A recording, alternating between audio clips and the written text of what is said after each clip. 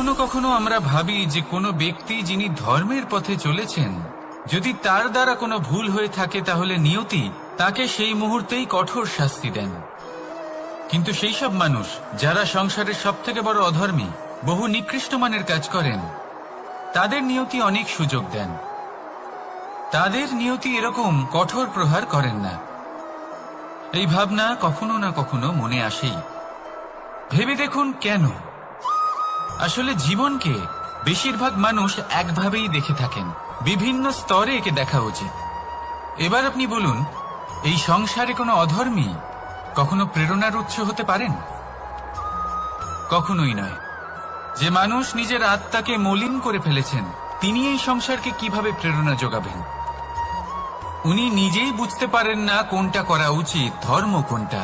তাই নিয়তি তাকে একটা সুযোগ দেন, এটা বোঝার সুযোগ দেন যে কোনটা উচিত, কোনটা ধর্ম।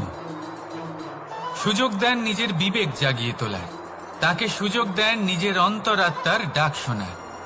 যখন তাতেও কাজ হয় না, তখন নিয়তির কাছে একটাই পথ বাকি থাকে, আর তা হল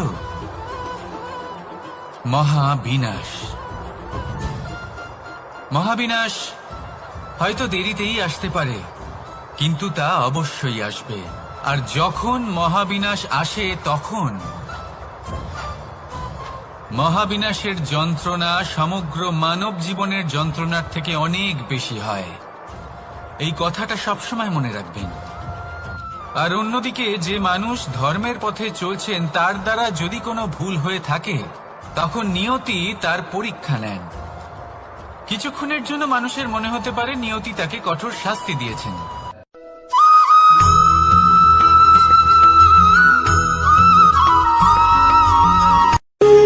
যখন মানুষের মৃত্যু হয় তখন কি হয়?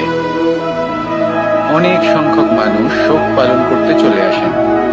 যে ব্যক্তি মৃত্যু লাভ করেছেন, তার অনেক বস্তু থাকে যেগুলো তার প্রিয়, যেগুলো তিনি ব্যবহার করেছেন। তার শয্যা, তার বস্ত্র, তার আভূষণ সবকিছু তার থেকে বিচ্ছিন্ন করা হয় এবং খালি হাতে তাকে শ্মশানের উদ্দেশ্যে রওনা করা হয়। আমি আপনাকে এই প্রশ্ন করতে চাই, আপনি এই সংসারে কি অর্জন করেছেন? ধন সম্পত্তি, বস্ত্র, আভূষণ, এই সবকিছু যে আপনি অর্জন করেছেন, আপনার মৃত্যুর পরে তা আপনার থেকে দূর হয়ে যাবে। এর উত্তর হলো একটাই, আপনার কর্ম। শুধু সেটাই আছে যা একান্ত আপনার, আর শুধু সেটাই এই সংসার থেকে চলে যাওয়ার পরেও সংসারেই জীবিত থাকবে। যদি আপনি দুষ্কর্ম করেন, তাহলে এই সংসার আপনাকে একটি অনুচিত উদাহরণ হিসেবে মনে রাখবে যে এই ব্যক্তি খুব পাপী ছিল, অনুচিত কর্ম করতেন। যে পথে তিনি চলেছেন সেই পথে কারোর চলা উচিত নয়। সেখানেই যদি আপনি সৎকর্ম করেন, তাহলে সংসার চিরকাল এটাই বলবে যে খুব ভালো মানুষ ছিলেন, সবাইকে ভালোবাসতেন, সবাইকে সাহায্য করতেন, আমার খুব প্রিয় মানুষ ছিলেন। এটাই হলো শ্রেষ্ঠ কর্ম। সেই জন্য জীবনে শুধুমাত্র ধন সম্পত্তি, আভূষণ এই সব অর্জন করতে গিয়ে নিজের মনোনিবেশ করবেন না। শ্রেষ্ঠ কর্ম করুন। সংসার থেকে চলে যাওয়ার পরেও এই কর্মই এই সংসারে আপনাকে জীবিত রাখবে। আসুন আমার সাথে ভালোবেসে বলুন, রাধা রাধা।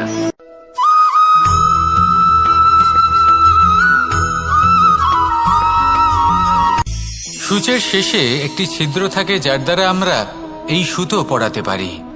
আর তারপর সূচের সাহায্যে এই সুতো দিয়ে বস্ত্র সেলাই করা যায়। কিন্তু যদি সুতোটা সোজা করে ধরা না হয়, তাহলে সূচে কখনো এই সুতো পরানোই সম্ভব নয়। যদি এতে কোনো গিঁট পড়ে, তখন তা কখনোই এই ছিদ্র দ্বারা প্রবেশ করা সম্ভব নয়। ঠিক এইভাবেই যদি আপনি কারোর জীবনে প্রবেশ করতে চান, কারোর অন্তরে প্রবেশ করতে চান, তাহলে আপনাকেও সহজ থাকতে হবে। এতে কোনো গিঁট থাকলে চলবে না, অর্থাৎ মনে যাতে কোনো মালিন্য না থাকে, যেন কোনো কুচিন্তা না থাকে। যদি এসব থাকে, তাহলে আপনি কখনো কারোর জীবনে প্রবেশ করতে পারবেন না। আর যদি কোনোভাবে আপনি প্রবেশ করেও যান, তাহলে তার মনে ঘর করতে পারবেন না। নিজেকে এই সুতোর মতন করে তুলুন, সহজ, মনে যেন কোনো কুচিন্তা না থাকে, সবার প্রতি যেন সদ্ভাবনা থাকে, শুভ চিন্তা থাকে। এমনটা করতে থাকুন। এমন একটা দিন আসবে যেদিন এই সমস্ত সংসারের ব্যক্তির মনে আপনি বাস করবেন, আর তখন এই মন প্রসন্ন হয়ে বলবে, রাধা রাধা।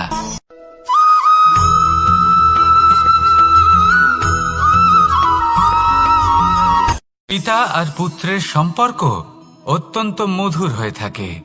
পিতা স্বপ্ন দেখেন, তাকে পূর্ণ করার সকল সম্ভাব্য চেষ্টা করেন, কিন্তু তাও অনেক সময় ওনার স্বপ্ন অপূর্ণ থেকে যায়। তখন পিতা ভাবেন যে স্বপ্ন উনি পূর্ণ করতে পারেননি, ওনার সন্তান তা অবশ্যই পূরণ করবে। যে স্থানে উনি কখনো পৌঁছতে পারেননি, সেই স্থানে ওনার পুত্র অবশ্যই পৌঁছবে। পিতা নিজের সন্তানের ভবিষ্যৎ নিয়ে সেই স্বপ্ন দেখেন, আর যখন সেই সন্তান সামনে এগোতে থাকে তখন তার দুঃখ হয় না, বরং গর্ব হয়। ওনার ভালো লাগে এটা দেখে যে ওনার সন্তান অনেক উন্নতি করছে। কিন্তু যখন সন্তান নিজের অভিভাবকের শক্তি দেখে, তার যশ দেখে হিংসা করতে থাকে, সমস্যা সেইখানেই শুরু হয়।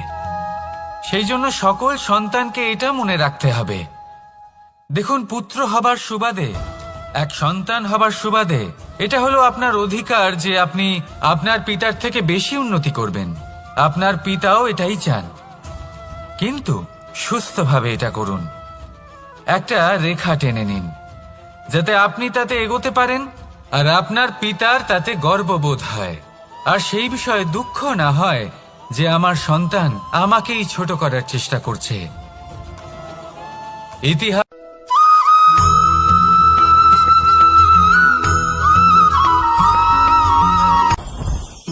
জীবনে কিছু শেখা অত্যন্ত গুরুত্বপূর্ণ। এবার কি কি শিখতে হবে সেই সব শেখানোর জন্য অনেক শিক্ষক রয়েছেন, কিন্তু কি শিখবেন না আর কি করবেন না এটা আমাদের নিজের অভিজ্ঞতা দিয়ে শিখতে হয়।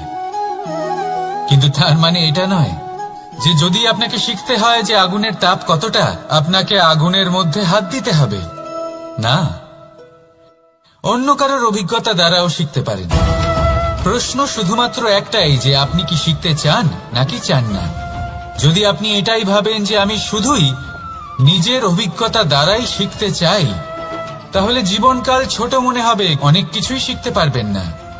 তাই নিজের সাথে সাথে বড়দের অভিজ্ঞতার দ্বারাও শেখা শুরু করে দিন। এই সংসারের অভিজ্ঞতা দ্বারা শিখতে শুরু করে দিন। আর এটা নিশ্চিত রূপে শেখা আবশ্যক যে কখন কি করবেন না, কোথায় থামতে হবে আর কোথায় থামবেন না। তাহলে আসুন আর আমার সাথে ভালোবেসে বলুন, রাধা রাধা।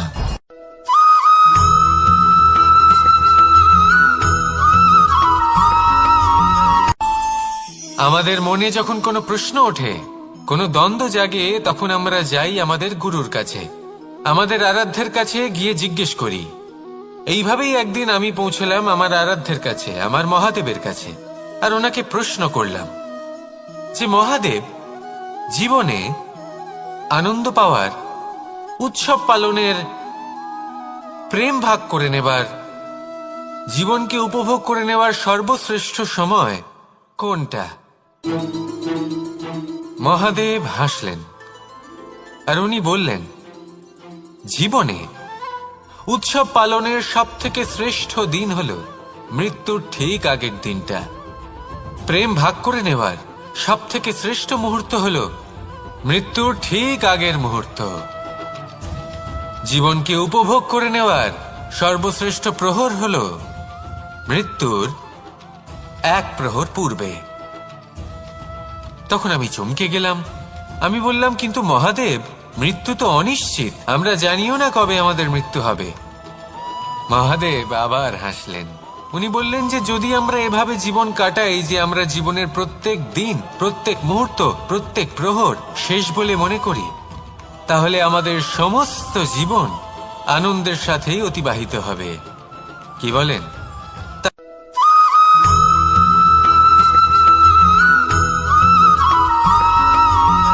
পঞ্চতত্ত্বের মধ্যে দ্বিতীয় তত্ত্ব হল ধরণী। ভূমি, যাকে আমরা ধরণী মাতা বলি, এই ধরণী ধৈর্য ধারণ করে, আর এর ওপরেই আমাদের সমগ্র সংসার নির্ভরশীল। কারণ এই ভূমি সহ্য ক্ষমতা রাখে, এর সহ্য ক্ষমতা হলো অপরিসীম। সন্তান যতই আঘাত প্রদান করুক না কেন, প্রেম পূর্বক সহ্য করে, আর তার বদলে অমূল্য রত্ন প্রদান করে। সন্তান যদি হাল চালায়, তাহলে তার বদলে তাকে অন্ন প্রদান করে। এটাই হলো ধরণী। এবার এর থেকে আমরা কি শিক্ষা পেতে পারি? এটাই যে কারোর জন্য কিছু করা বা কাউকে কিছু দেওয়া মনে কোনো কামনা ছাড়াই। আর এই কথাটা বুঝে যান, যদি কারোর জন্য কামনা না রেখে বা কোনো পাওয়ার আশা না রেখে কারোর জন্য কিছু করেন বা কারোকে কিছু দেন, যদি এটা আপনি শিখতে পারেন, তবে আপনি ভালোবাসতে শিখে গেছেন। আর সেই জন্যই এই ধরিত্রীকে মাতা বলা হয়। কারণ মাতা শুধু উনি নন যিনি গর্ভে সন্তানকে ধারণ করেন, মাতা তো উনিও যিনি জীবন বাঁচতে শেখান, যিনি জীবন বাঁচার উদাহরণ প্রদান করেন। তাহলে ধরণীর থেকে এই নিঃস্বার্থ ভাব শিখুন, নিঃস্বার্থ ভালোবাসা শিখুন, আর এই ভালোবাসার সাথেই বলুন রাধা রাধা।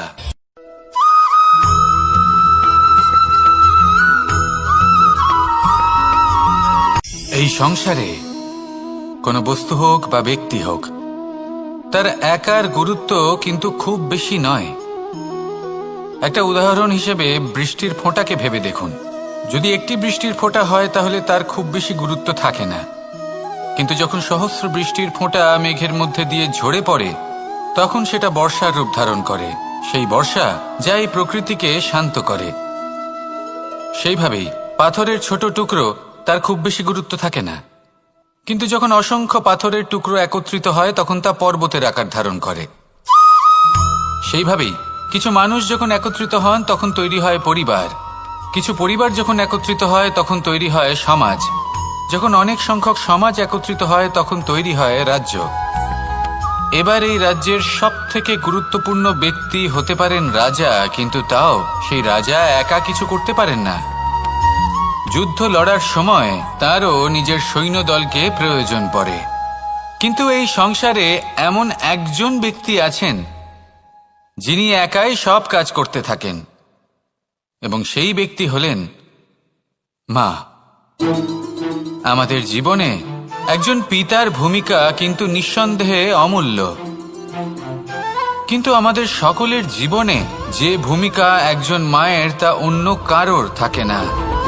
একজন মা একাই সন্তানকে বড় করতে পারেন, সংস্কারী করে তুলতে পারেন, তার জন্য পরিশ্রম করেন। আর এত কিছু কাজ করার পরেও তার কাজের জন্য তিনি প্রশংসা অবশ্য পান না। উল্টে যদি সেই সন্তান অনুচিত পথে চালিত হয়, অনুচিত কর্ম করে, তখন সেই মাকেই অপবাদের পাত্র হয়ে উঠতে হয়। আমাদের জীবনে মায়ের যোগদান কতটা সেটা বুঝুন। আপনাকে বড় করে তোলার জন্য উনি কতটা পরিশ্রম করেছেন সেটা বুঝুন। আজ থেকে, এখন থেকে, এই মুহূর্ত থেকে মাকে সম্মান করতে শিখুন। যখন সময় পাবেন, যখন সুযোগ হবে, তখন তার প্রশংসা করুন, ওনারও ভালো লাগবে। আর মায়ের এই মমতার জন্য, তার এই ভূমিকার জন্য আসুন সবাই মিলে আমরা তাকে প্রণাম করি, আর সকলে মিলে ভালোবেসে বলি রাধা রাধা।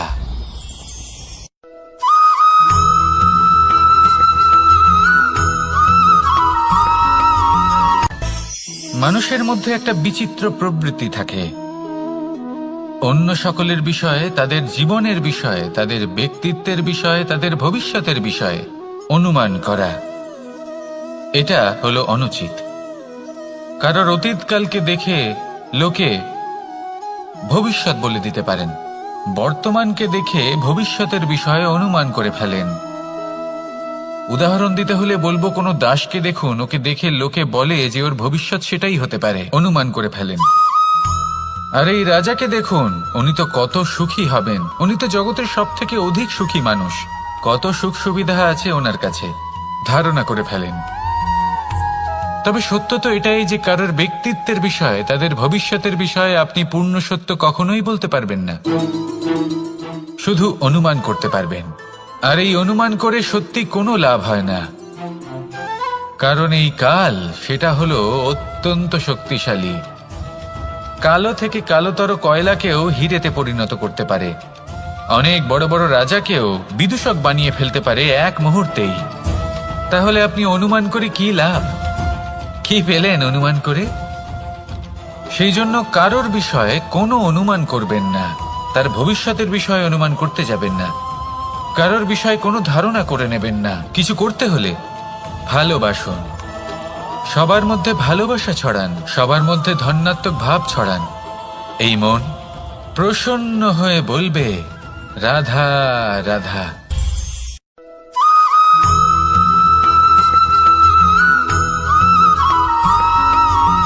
পঞ্চতত্ত্বের মধ্যে দ্বিতীয় তত্ত্ব হল ধরণী, ভূমি, যাকে আমরা ধরণী মাতা বলি। এই ধরণী ধৈর্য ধারণ করে, আর এর ওপরেই আমাদের সমগ্র সংসার নির্ভরশীল। কারণ এই ভূমি সহ্য ক্ষমতা রাখে, এর সহ্য ক্ষমতা হল অপরিসীম। সন্তান যতই আঘাত প্রদান করুক না কেন, প্রেম পূর্বক সহ্য করে, আর তার বদলে অমূল্য রত্ন প্রদান করে। সন্তান যদি হাল চালায়, তাহলে তার বদলে তাকে অন্ন প্রদান করে। এটাই হলো ধরণী। এবার এর থেকে আমরা কি শিক্ষা পেতে পারি?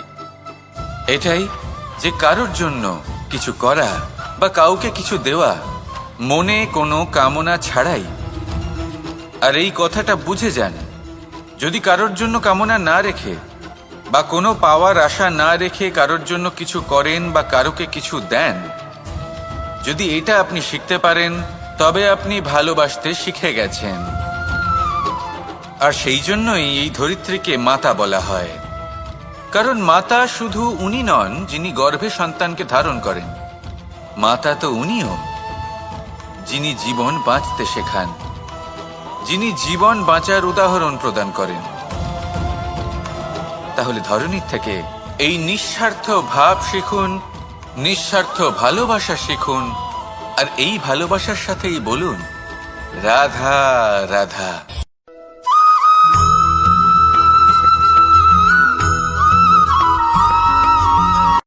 সংসারে আমাদের জীবনে যখন কোনো সুখ বা দুঃখ আসে, তার জন্য আমরা কাউকে না কাউকে অবশ্যই দায়ী করে থাকি, তাই না? এই ব্যক্তি আমাদের সাথে এরকম কাজ করেছেন, তাই আমার সাথে এমন হলো। ওই ব্যক্তি যদি এমনটা না করতেন, তাহলে আজ আমি ওই স্থানে পৌঁছতে পারতাম।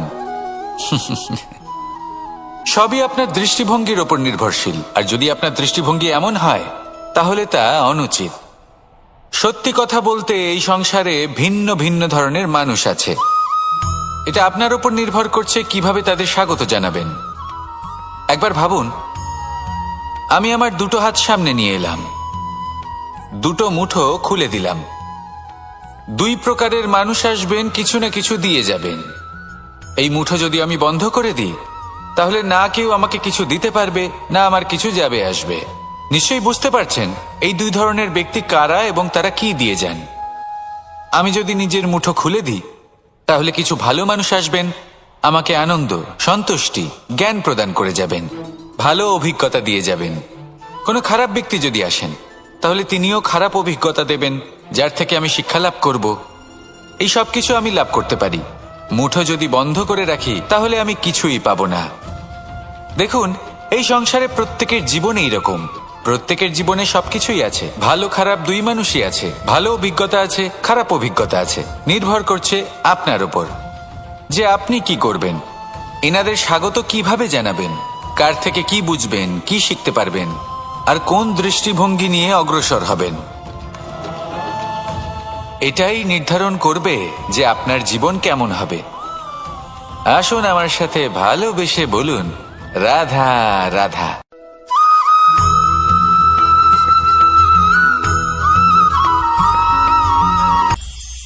এটা হলো ধান গাছ। এর থেকে যে চাল উৎপন্ন হয় তা মানুষ গ্রহণ করেন। আর এটা কি? এ হলো জংলি ঘাস। একবার ভেবে দেখুন, যদি এই জংলি ঘাস ধান গাছের আশেপাশে থাকে তাহলে কি হবে? ধান উৎপন্ন হতে পারবে? তা উৎকৃষ্ট হতে পারবে? আমরা কি তা গ্রহণ করতে পারবো? কখনোই নয়। এই জংলি ঘাস ধানকে নষ্ট করে দেবে, কিন্তু নিজে জীবিত থাকবে। এটাই হলো আজকের শিক্ষা। এই সংসারে যদি আপনি নীতির পথে চলতে চান, উচিত কর্ম করতে চান, সংসারকে সেবা করতে চান, তাহলে জংলি ঘাসের মতো ব্যক্তিদের থেকে সবসময় দূরে থাকতে হবে। সেই ব্যক্তি যারা দুর্নীতি এবং মিথ্যা দ্বারা পরিপূর্ণ, যাদের ব্যবহার অশুভ, যাদের অনেক অশুভ গুণ রয়েছে, তারা সঠিক নয়। সেই সকল ব্যক্তি যাদের চরিত্র অত্যন্ত দুষ্ট হয়, তারা হয় শুভ চরিত্রের ব্যক্তিকে একদম নষ্ট করে দেয়, নয় নিজের মতো বানিয়ে তোলে। তাই যদি আপনি নীতির পথে চলতে চান, এই সংসারের জন্য শুভ কর্ম করতে চান, তাহলে সেই সঙ্গ লাভ করুন যে সঙ্গ জ্ঞানে পরিপূর্ণ, যাদের মধ্যে অনেক গুণ আছে, যাদের থেকে প্রতিদিন কিছু শিখতে পারবেন। এমন ব্যক্তির সাথে জীবন অতিবাহিত করুন। দুরাচারীদের থেকে দূরে থাকুন। তবেই এই মন প্রসন্ন হয়ে বলবে, রাধা রাধা।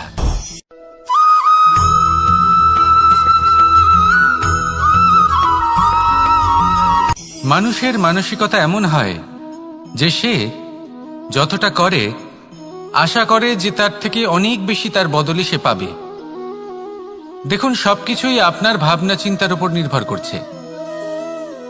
আপনি যদি ফলের বিষয়ে ভেবে কর্ম করতে থাকেন তাহলে সেটা অনুচিত। জীবনের আসল আনন্দ হলো নিজের কর্ম করতে থাকা, ফলের চিন্তা করা উচিত নয়। যদি আপনি এরকম ভাবেন যে আমি এতটা করছি, আমার এতটা পাওয়া উচিত, সেই ভাবনা অনুচিত। যদি আপনি সেবার মানসিকতা নিয়ে কর্ম করতে থাকেন, কর্মচক্রে প্রবাহিত হন, যদি আপনি এমন ভাবনা রাখেন যে আমি এতটা পাচ্ছি তাই এর থেকে অনেক বেশি আমি কর্ম করব, তাহলে নিশ্চিতরূপে আপনি যতটা করছেন তার থেকে অনেক বেশি আপনি পাবেন। আপনার আশার থেকে অনেক বেশি আপনি পাবেন। শুধু জীবনে অনেক বেশি কাজ করতে থাকুন, ফলের চিন্তা করবেন না। আর মনে রাখবেন, এই ভাবনাই সব থেকে বড় বীজ। কর্মের উপর বিশ্বাস রাখুন। জীবনে যা যা আপনি চান সবই সুখময় হবে। আসুন আর আমার সাথে ভালোবেসে বলুন, রাধা রাধা।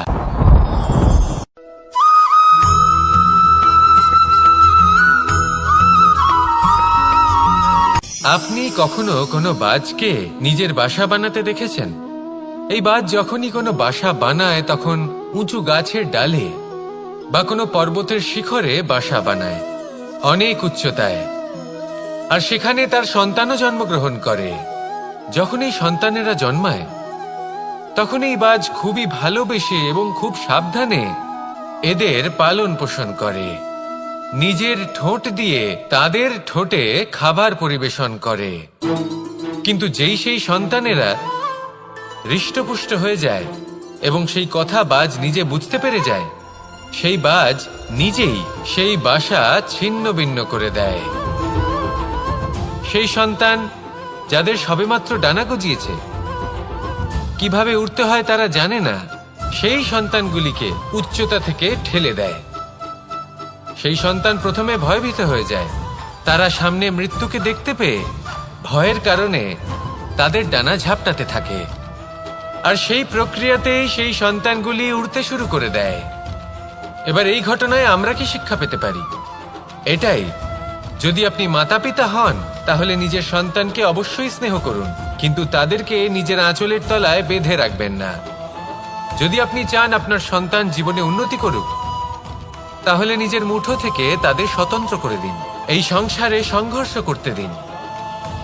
সেই সন্তান নিজেই বুঝতে পারবে যে জন্মের সময় পাওয়া ডানা কি করে ব্যবহার করতে হয়। আর আপনার চোখের সামনে আপনার সন্তান এই আকাশে উড়তে থাকবে। তাহলে আসুন আমার সাথে ভালোবেসে বলুন, রাধা রাধা।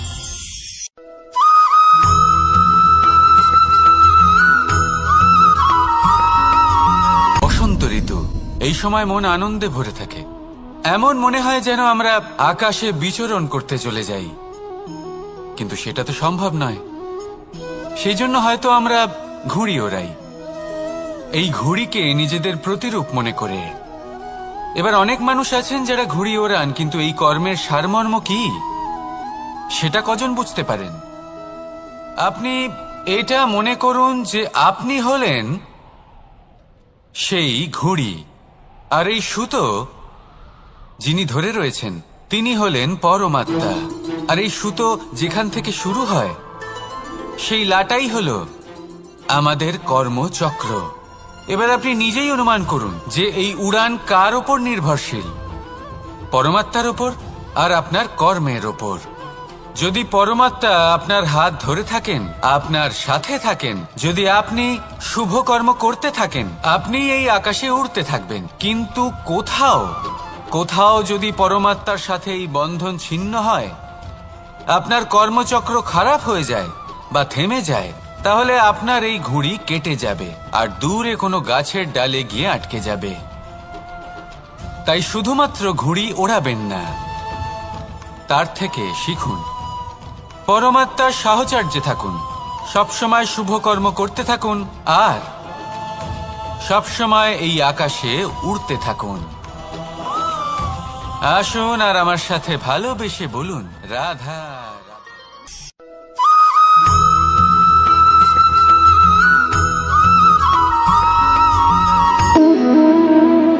সম্পর্ক হলো আমাদের জীবনের একটি আধার। কিছু সম্পর্ক এমন যা আমরা জন্মসূত্রে লাভ করি, যেমন পরিবার, মা, বাবা। কিছু সম্পর্ক আছে যা আমরা জীবনে অর্জন করে থাকি, তা সে প্রেমের হোক, স্নেহের হোক বা বন্ধুত্বের। এই সকল সম্পর্ক লাভ করার বা গড়ে তোলার 5টি ধাপ রয়েছে। প্রথম ধাপ, কোনো ব্যক্তির সাথে আলাপ হওয়া, তার সাথে কথা বলা বা তাকে দেখা। দ্বিতীয় ধাপ, সে ব্যক্তিকে আমাদের ভালো লাগা। তৃতীয় ধাপ,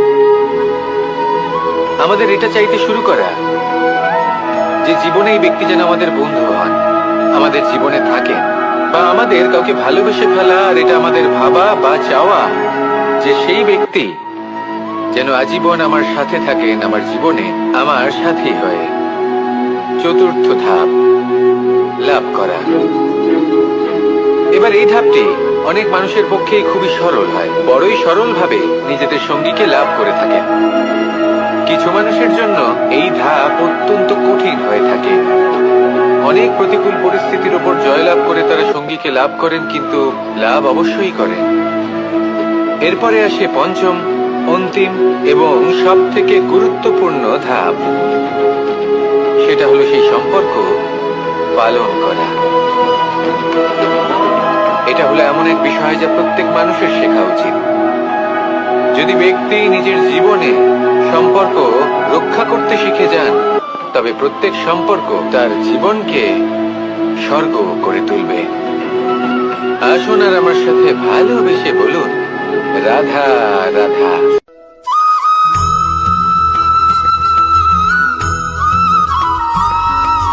জীবনে যখন কোনো ব্যক্তি নিজের লক্ষ্য প্রাপ্তির জন্য নিরন্তর পরিশ্রম করতে থাকেন, চেষ্টা করতে থাকেন, তখন তিনি কষ্ট অনুভব করেন। কখনো শারীরিক কষ্ট, কখনো মানসিক কষ্ট। এবার উনি এটা ভাবতে থাকেন যে আমি কি উচিত করছি নাকি অনুচিত করছি। কারণ অন্যদিকে এমন একজন ব্যক্তিও আছেন যিনি একদমই পরিশ্রম চেষ্টা করছেন না। তিনি মদিরা পান করেন, বিলাসিতায় জীবন কাটান, অলস প্রকৃতির হয়ে ওঠেন, নিদ্রাতে বিলীন হয়ে থাকেন আর ভাবেন যে তিনি সুখ লাভ করছেন। কিন্তু এরকম কেন হয়? কারণ যখন আমরা সৎ পথে থাকি, উচিত পথে চলি, লক্ষ্য প্রাপ্ত করার জন্য চেষ্টা করতে থাকি, তখন আমাদের ভেতরে থাকা নেতিবাচক শক্তি এবং পাপ এই দেহকে ত্যাগ করে দেয়। আর এই অনুভূতিটাই আমাদের দুঃখের অনুভূতি দেয়, কষ্ট দেয়। এবার সেখানে যদি আমরা কুপথে চলি, অনুচিত পথে চলতে থাকি, তাহলে আমাদের ভেতরে থাকা পুণ্য এবং ধনাত্মক শক্তি আমাদের দেহ ত্যাগ করে দেয়। আর এই অনুভূতির কারণেই আমরা সুখ অনুভব করি। কিন্তু কখনো ভাববেন যে এই সুখ বেশি সময় পর্যন্ত থাকে না। সেই জন্য সবসময় মনে রাখবেন, যদি আপনি জানেন যে এটাই আপনার লক্ষ্য, এটাই উচিত পথ, শুভ পথ, তাতে নিরন্তরভাবে এগিয়ে যেতে চেষ্টা করতে থাকুন। এই কষ্ট আপনাকে সুখের পরাকাষ্ঠায় কখন পৌঁছে দেবে তা আপনি জানতেই পারবেন না। আসুন আমার সাথে ভালোবেসে বলুন, রাধা রাধা।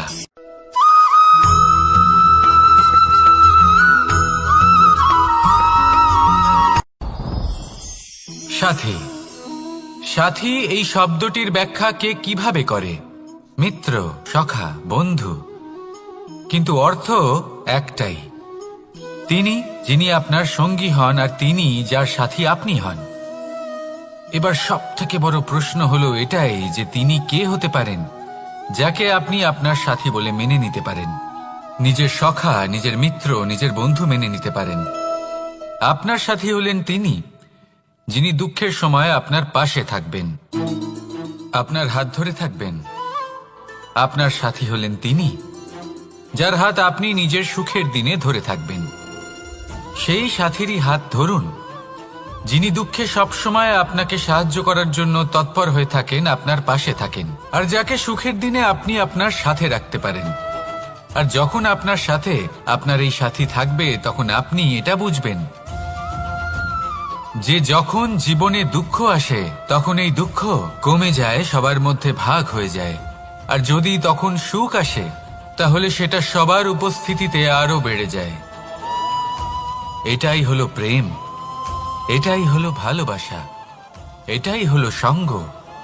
যেমন সম্পর্ক আমার আর রাধার মাঝে। তাহলে আসুন আর আমার সাথে ভালোবেসে বলুন, রাধা রাধা।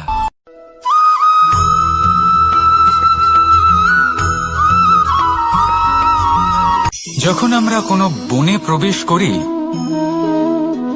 তখন এই সবুজ ঘাস দেখে, এই কোমল ঘাস দেখে আমাদের মন প্রফুল্ল হয়ে ওঠে।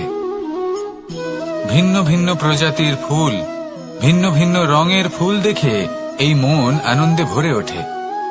এখানে শিশুরা আনন্দ লাভ করে, বড়রা ভোজন গ্রহণ করেন, কথাবার্তা বলেন, হাঁটাহাঁটি করে বেড়ান।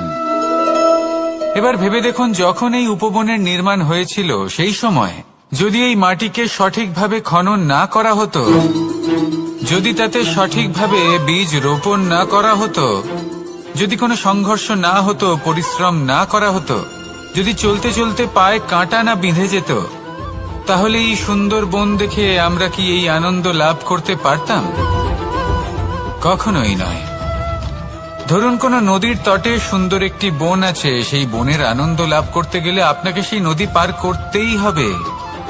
যদি সুখের নদীর কাছে পৌঁছতে চান তাহলে তটে যে কাঁটা রয়েছে সেগুলোর সাথে সংঘর্ষ করতেই হবে। এই সংসারে যদি আপনি সুখ লাভ করতে চান তাহলে সুখ লাভের এই যাত্রা শুরু করতে হবে সংঘর্ষ দ্বারা। তাহলে সংঘর্ষকে স্বাগত জানান, এর পেছনেই সুখ রয়েছে যা আপনার জন্য অপেক্ষা করছে। এবার হাসুন আর আমার সাথে ভালোবেসে বলুন, রাধা।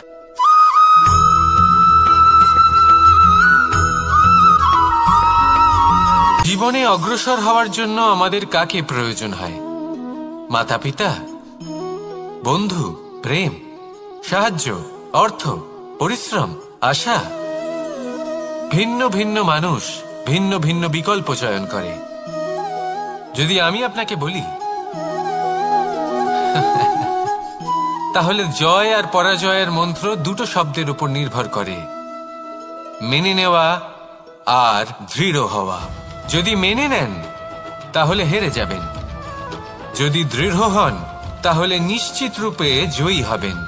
যদি কখনো আপনি ক্লান্ত হয়ে ওঠেন, আপনি দুঃখী হন, পুরোপুরি ভেঙে পড়েছেন, তখন মেনে নেবেন না যে আপনি ভেঙে পড়েছেন, নয়তো হেরে যাবেন। তখন উল্টে স্থির করবেন যে যাই হয়ে যাক না কেন আমি জয়ী হবই। আর আপনি দেখবেন যে জয় নিশ্চিত রূপে আপনার কাছেই আসবে। তাহলে এই কথা মনে রাখবেন আর আমার সাথে ভালোবেসে বলবেন, রাধা রাধা।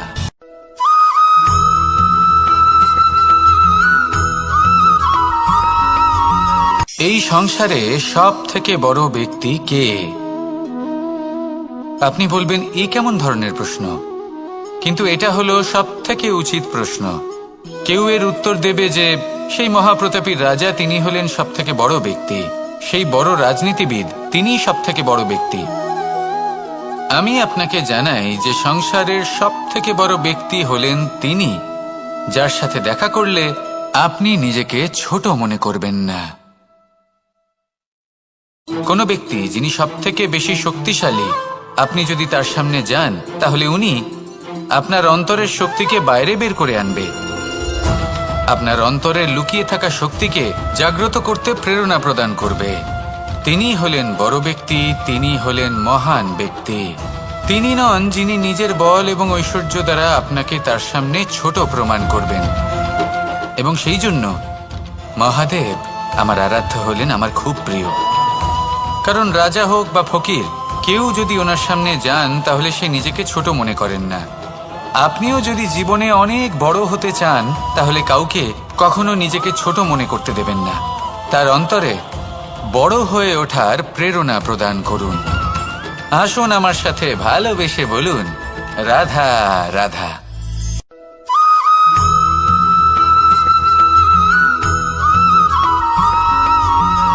মানুষের মানসিকতা এমন হয় যে সে যতটা করে আশা করে যে তার থেকে অনেক বেশি তার বদলে সে পাবে। দেখুন, সবকিছুই আপনার ভাবনা চিন্তার উপর নির্ভর করছে। আপনি যদি ফলের বিষয়ে ভেবে কর্ম করতে থাকেন তাহলে সেটা অনুচিত।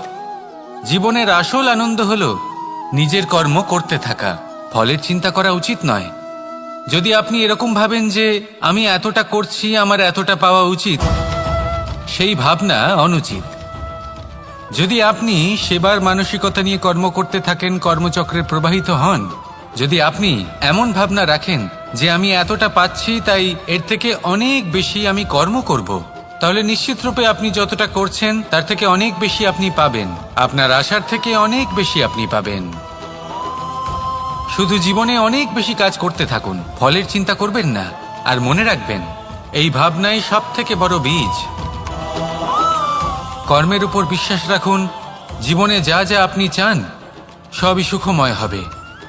আসুন আর আমার সাথে ভালোবেসে বলুন, রাধা রাধা।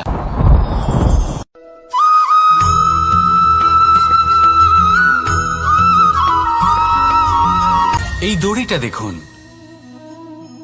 ছোট ছোট রেশম দ্বারা তৈরি, এটা সরু সুতো দ্বারা তৈরি হয়েছে এটা, আর এ অত্যন্ত কোমলও বটে।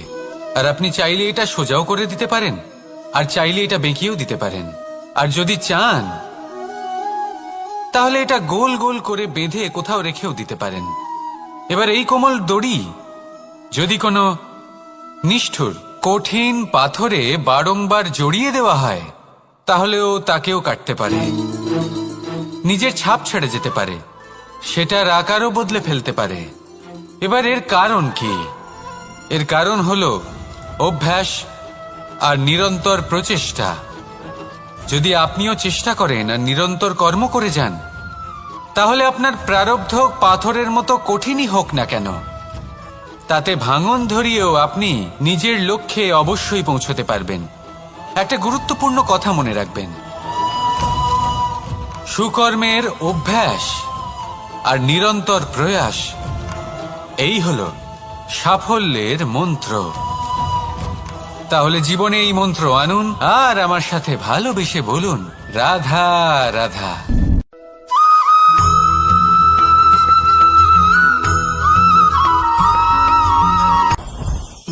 জীবনে কিছু শেখা অত্যন্ত গুরুত্বপূর্ণ। এবার কি কি শিখতে হবে সেই সব শেখানোর জন্য অনেক শিক্ষক রয়েছেন, কিন্তু কি শিখবেন না আর কি করবেন না এটা আমাদের নিজের অভিজ্ঞতা দিয়ে শিখতে হয়। কিন্তু তার মানে এটা নয় যে যদি আপনাকে শিখতে হয় যে আগুনের তাপ কতটা, আপনাকে আগুনের মধ্যে হাত দিতে হবে। না, অন্য কারোর অভিজ্ঞতা দ্বারাও শিখতে পারেন। প্রশ্ন শুধুমাত্র একটাই যে আপনি কি শিখতে চান নাকি চান না।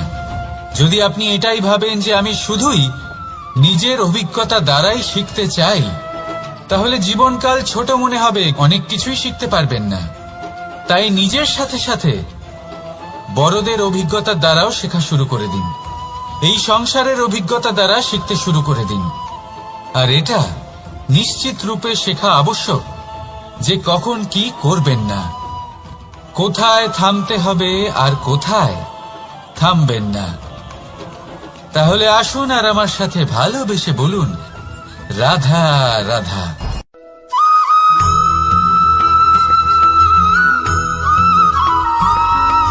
মানুষের একটি সমস্যা আছে যে মানুষ সাফল্যকে মাপতে থাকেন, লক্ষ্যপ্রাপ্তিকে মাপতে থাকেন এবং তার তুলনা করতে থাকেন যে ও এত কিছু পেল আর আমি পেলাম না, ওর কাছে এত কিছু আছে কিন্তু আমার কাছে নেই। এই তুলনা করার জন্য ওনারা দুঃখী হয়ে পড়েন, নিরাশ হয়ে পড়েন। তাই আমি একটা প্রশ্ন করছি যে এটা কি উচিত? এই সংসারে আপনি কি নিয়ে তুলনা করবেন, যেখানে সূর্যদেব চন্দ্রমা দুজনেই আছেন, দুজনেই হলেন বিশেষ, দুজনেই নিজ নিজ সময়ে উদিত হন। এদের মধ্যে একজন না থাকলে তাহলে আমাদের জীবন কঠিন হয়ে পড়বে। ঠিক সেইভাবেই আপনি যদি একটা বড় রেখা অঙ্কন করেন তাহলে অন্য রেখাটি ছোট হয়ে পড়ে না, সে তেমনই থাকে যেমনটা সে ছিল। আপনার অস্তিত্ব কখনো ছোট বা বড় হতে পারে না। শুধু তুলনা করার জন্য আপনার এটা মনে হতে পারে। যদি আপনি যুদ্ধ করতে চান আপনার তলোয়ারের প্রয়োজন পড়বে। যদি বস্ত্র তৈরি করতে চান এত বড় তলোয়ার দিয়ে কিছুই হবে না, তখন প্রয়োজন পড়বে একটা ছোট্ট সূচের। তাই তুলনা করবেন না, না নিজেকে ছোট মনে করবেন না অন্য কাউকে। সবার সাথে সহযোগিতা করুন, আর যদি তুলনা করতেই হয় নিজের সাথে করুন যে কাল আমি কেমন ব্যক্তি ছিলাম, আজ কি তার থেকে শ্রেষ্ঠ হয়ে উঠতে পেরেছি। ভেবে দেখুন ভবিষ্যতে গিয়ে আপনি কতটা শ্রেষ্ঠ ব্যক্তি হতে পারেন। আসুন আমার সাথে ভালোবেসে বলুন, রাধা রাধা।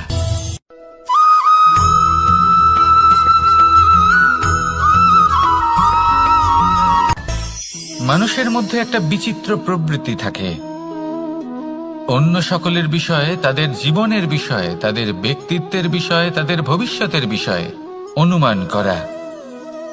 এটা হলো অনুচিত।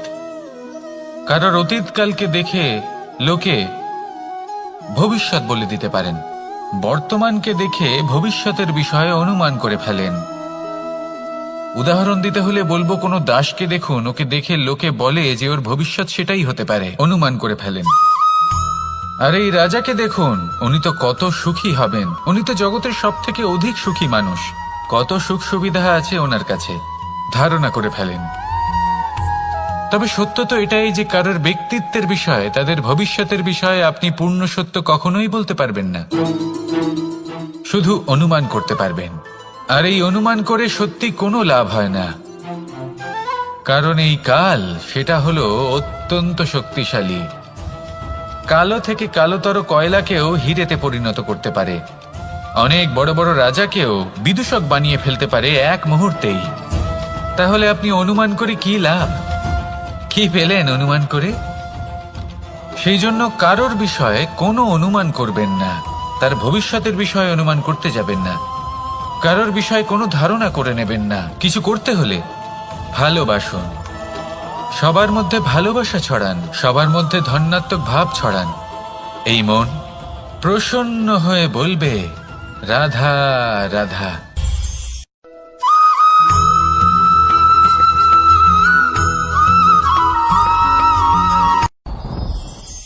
সাথী, সাথী এই শব্দটির ব্যাখ্যা কে কিভাবে করে? মিত্র, সখা, বন্ধু। কিন্তু অর্থ একটাই, তিনি যিনি আপনার সঙ্গী হন আর তিনি যার সাথী আপনি হন। এবার সব থেকে বড় প্রশ্ন হলো এটাই যে তিনি কে হতে পারেন যাকে আপনি আপনার সাথী বলে মেনে নিতে পারেন, নিজের সখা, নিজের মিত্র, নিজের বন্ধু মেনে নিতে পারেন। আপনার সাথী হলেন তিনি যিনি দুঃখের সময় আপনার পাশে থাকবেন, আপনার হাত ধরে থাকবেন। আপনার সাথী হলেন তিনি যার হাত আপনি নিজের সুখের দিনে ধরে থাকবেন। সেই সাথীরই হাত ধরুন যিনি দুঃখে সবসময় আপনাকে সাহায্য করার জন্য তৎপর হয়ে থাকেন, আপনার পাশে থাকেন, আর যাকে সুখের দিনে আপনি আপনার সাথে রাখতে পারেন। আর যখন আপনার সাথে আপনার এই সাথী থাকবে, তখন আপনি এটা বুঝবেন যে যখন জীবনে দুঃখ আসে, তখন এই দুঃখ কমে যায়, সবার মধ্যে ভাগ হয়ে যায়। আর যদি তখন সুখ আসে, তাহলে সেটা সবার উপস্থিতিতে আরো বেড়ে যায়। এটাই হলো প্রেম, এটাই হলো ভালোবাসা, এটাই হলো সঙ্গ। যেমন সম্পর্ক আমার আর রাধার মাঝে। তাহলে আসুন আর আমার সাথে ভালোবেসে বলুন, রাধা রাধা।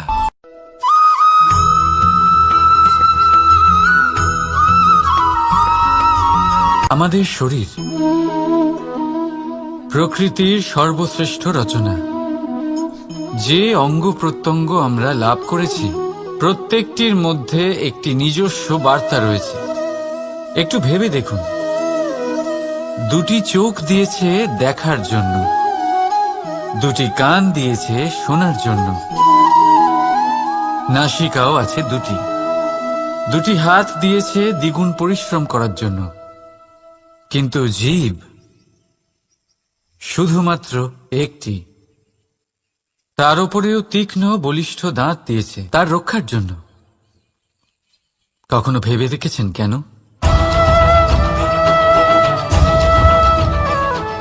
কারণ শব্দ আর শব্দের প্রয়োগ মানুষের সবচেয়ে বড় অস্ত্র, যার প্রয়োগ যত ভেবে চিন্তে করা যায়, মানুষ তার জীবনে ততটাই উপরে উঠতে পারে। তাহলে মনে রাখুন, দেখুন, শুনুন আর বুঝুন বেশি, বলুন কম। রাধা রাধা।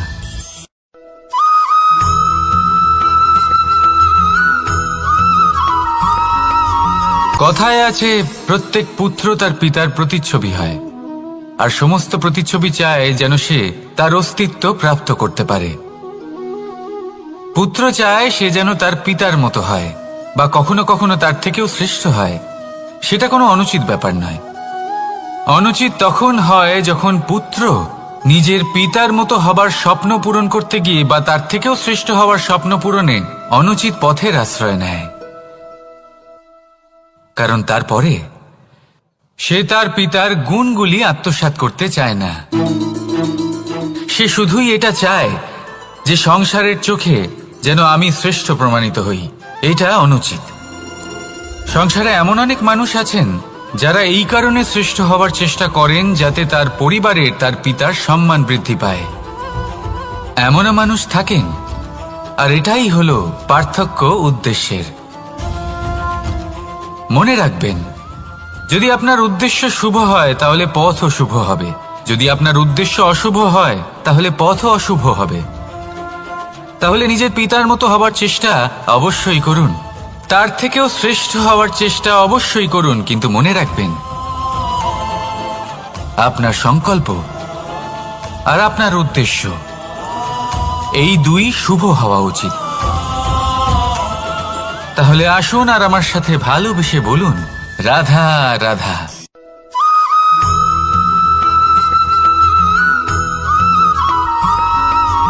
বসন্ত ঋতু, এই সময় মন আনন্দে ভরে থাকে।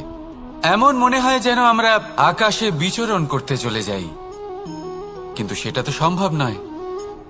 সেই জন্য হয়তো আমরা ঘুড়ি ওড়াই, এই ঘুড়িকে নিজেদের প্রতিরূপ মনে করে। এবার অনেক মানুষ আছেন যারা ঘুড়ি ওড়ান, কিন্তু এই কর্মের সারমর্ম কি সেটা কজন বুঝতে পারেন? আপনি এটা মনে করুন যে আপনি হলেন সেই ঘুড়ি, আর এই সুতো যিনি ধরে রয়েছেন তিনি হলেন পরমাত্মা।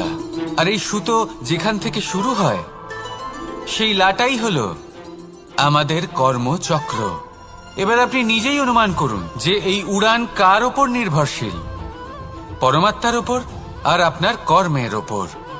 যদি পরমাত্মা আপনার হাত ধরে থাকেন, আপনার সাথে থাকেন, যদি আপনি শুভ কর্ম করতে থাকেন, আপনি এই আকাশে উড়তে থাকবেন। কিন্তু কোথাও যদি পরমাত্মার সাথে এই বন্ধন ছিন্ন হয়, আপনার কর্মচক্র খারাপ হয়ে যায় বা থেমে যায়, তাহলে আপনার এই ঘুড়ি কেটে যাবে আর দূরে কোনো গাছের ডালে গিয়ে আটকে যাবে।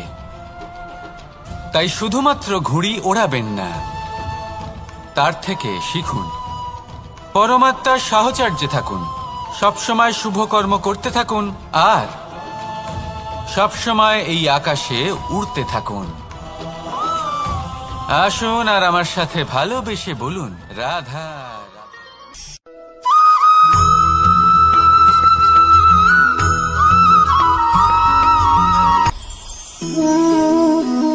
শক্তি এক অত্যন্ত বিচিত্র বস্তু, বা বলতে পারেন অনুভূতি।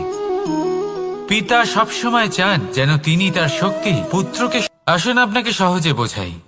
যদি আপনি সুপাত্র হন আর আপনাকে শক্তি দেওয়া হয়, তাহলে আপনি সেই শক্তির গুরুত্ব বুঝবেন, কোথায় সেই শক্তি প্রয়োগ করা উচিত সেটা বুঝবেন। আর এটা যেহেতু অর্জন করা শক্তি হবে, সেই শক্তির অপব্যবহার হবে না। কিন্তু যদি এই আপনি কুপাত্র হন আর যদি আপনাকে এই শক্তি দেওয়া হয়, তাহলে কি হবে?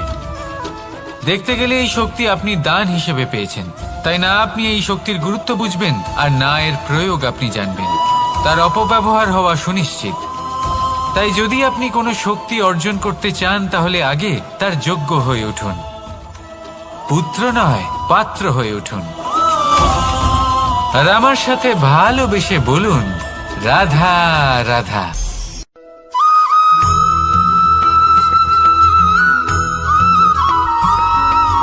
প্রত্যেক মানুষ নিজের জীবনে হীরক তথা হিরে এবং দর্পণ এই দুই দেখেছেন। এই দুই হলো সাদা এবং এরা দুজনেই আলোর প্রতিফলন ঘটায় এবং এরা দুজনেই উজ্জ্বল হয়ে ওঠে। আপনি হয়তো মনে মনে ভাবছেন যে এটা কি ধরনের তুলনা করছি। একটা হিরে তো রত্ন, তার মূল্য দর্পণের থেকে অনেক গুণ বেশি। কিন্তু হিরে থাকাতে দর্পণের মূল্য কিন্তু কোনো অংশে কমে যায় না, তাই না? মানুষ যখন হিরে নিজের হাতে নেয়, তখন সবার আগে কি খোঁজে? দর্পণ, যাতে তার মধ্যে দিয়ে দেখে সে বুঝতে পারে যে সেই হিরে আদৌ তার শোভাবর্ধন করছে কিনা, তাকে ভালো দেখাচ্ছে কিনা, প্রসাধনের জন্য সেটা ব্যবহার করা ঠিক হবে কিনা। অর্থাৎ হীরের উপস্থিতিতে দর্পণের গুরুত্ব কম হলো না, দর্পণের কারণে হীরের মূল্য বোঝা গেল। আমাদের জীবনেও ঠিক এরকমই ঘটে। আপনারা যদি সংসারে নিজের আশেপাশে দেখেন, এমন অনেক মানুষ দেখতে পাবেন যারা নিজেদের ক্ষেত্রে মহান স্থানে পৌঁছেছেন, নিপুণ, তাহলে নিজেকে ছোট মনে করবেন না। আসুন আর আমার সাথে ভালোবেসে বলুন, রাধা রাধা।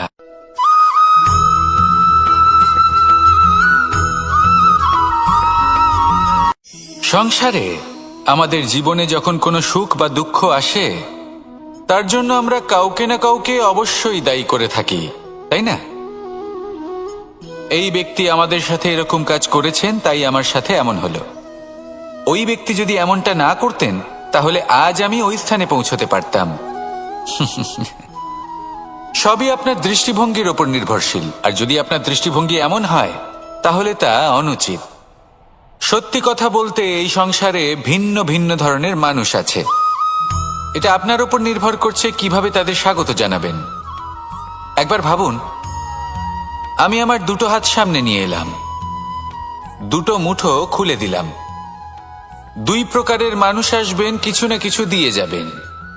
এই মুঠো যদি আমি বন্ধ করে দিই, তাহলে না কেউ আমাকে কিছু দিতে পারবে, না আমার কিছু যাবে আসবে। নিশ্চয়ই বুঝতে পারছেন এই দুই ধরনের ব্যক্তি কারা এবং তারা কি দিয়ে যান। আমি যদি নিজের মুঠো খুলে দিই, তাহলে কিছু ভালো মানুষ আসবেন, আমাকে আনন্দ, সন্তুষ্টি, জ্ঞান প্রদান করে যাবেন, ভালো অভিজ্ঞতা দিয়ে যাবেন। কোনো খারাপ ব্যক্তি যদি আসেন, তাহলে তিনিও খারাপ অভিজ্ঞতা দেবেন, যার থেকে আমি শিক্ষা লাভ করব। এই সব কিছু আমি লাভ করতে পারি। মুঠো যদি বন্ধ করে রাখি, তাহলে আমি কিছুই পাবো না। দেখুন, এই সংসারে প্রত্যেকের জীবনে এরকম। প্রত্যেকের জীবনে সবকিছুই আছে, ভালো খারাপ দুই মানুষই আছে, ভালো অভিজ্ঞতা আছে, খারাপ অভিজ্ঞতা আছে। নির্ভর করছে আপনার উপর যে আপনি কি করবেন, এনাদের স্বাগত কিভাবে জানাবেন, কার থেকে কি বুঝবেন, কি শিখতে পারবেন, আর কোন দৃষ্টিভঙ্গি নিয়ে অগ্রসর হবেন। এটাই নির্ধারণ করবে যে আপনার জীবন কেমন হবে। আসুন আমার সাথে ভালোবেসে বলুন, রাধা রাধা।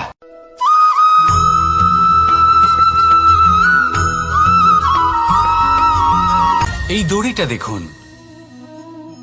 ছোট ছোট রেশম দ্বারা তৈরি, এটা সরু সুতো দ্বারা তৈরি হয়েছে এটা, আর এ অত্যন্ত কোমলও বটে। আর আপনি চাইলে এটা সোজাও করে দিতে পারেন, আর চাইলে এটা বেঁকিয়েও দিতে পারেন, আর যদি চান তাহলে এটা গোল গোল করে বেঁধে কোথাও রেখেও দিতে পারেন। এবার এই কোমল দড়ি যদি কোনো নিষ্ঠুর কঠিন পাথরে বারংবার জড়িয়ে দেওয়া হয়, তাহলেও তাকেও কাটতে পারে, নিজের ছাপ ছেড়ে যেতে পারে, সেটার আকারও বদলে ফেলতে পারে। এবার এর কারণ কি? এর কারণ হলো অভ্যাস আর নিরন্তর প্রচেষ্টা। যদি আপনিও চেষ্টা করেন আর নিরন্তর কর্ম করে যান, তাহলে আপনার প্রারব্ধ পাথরের মতো কঠিনই হোক না কেন, তাতে ভাঙন ধরিয়েও আপনি নিজের লক্ষ্যে অবশ্যই পৌঁছতে পারবেন। একটা গুরুত্বপূর্ণ কথা মনে রাখবেন, সুকর্মের অভ্যাস আর নিরন্তর প্রয়াস, এই হলো সাফল্যের মন্ত্র। তাহলে জীবনে এই মন্ত্র আনুন আর আমার সাথে ভালোবেসে বলুন, রাধা রাধা।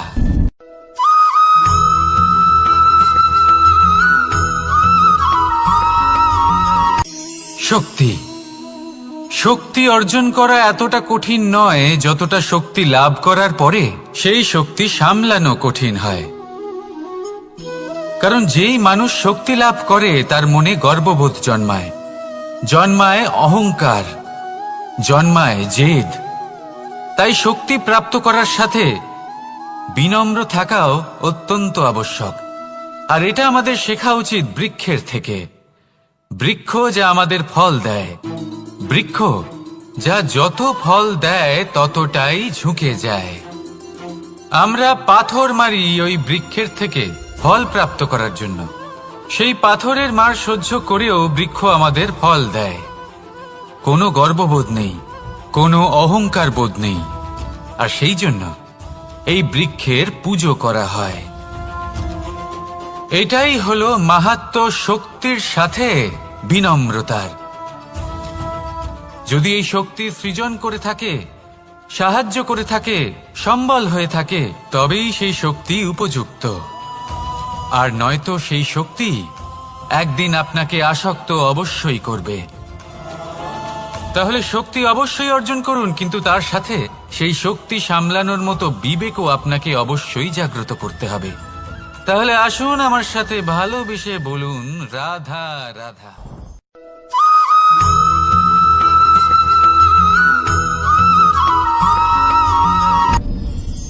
আপনি কি কখনো কোনো জলের ধারা দেখেছেন?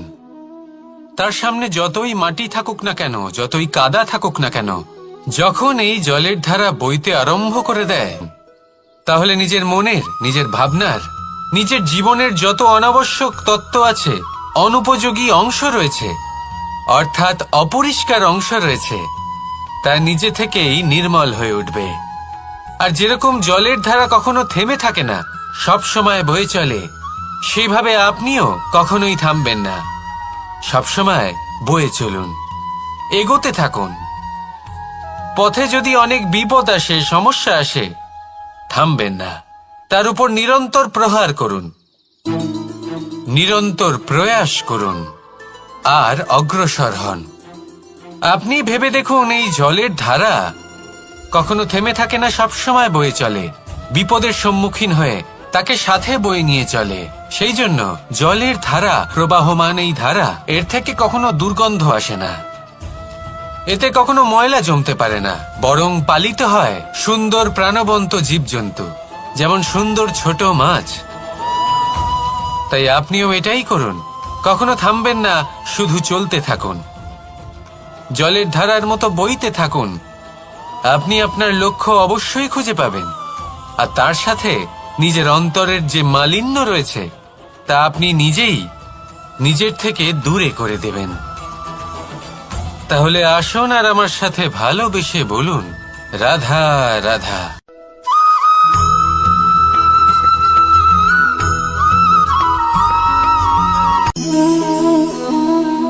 নিয়তি।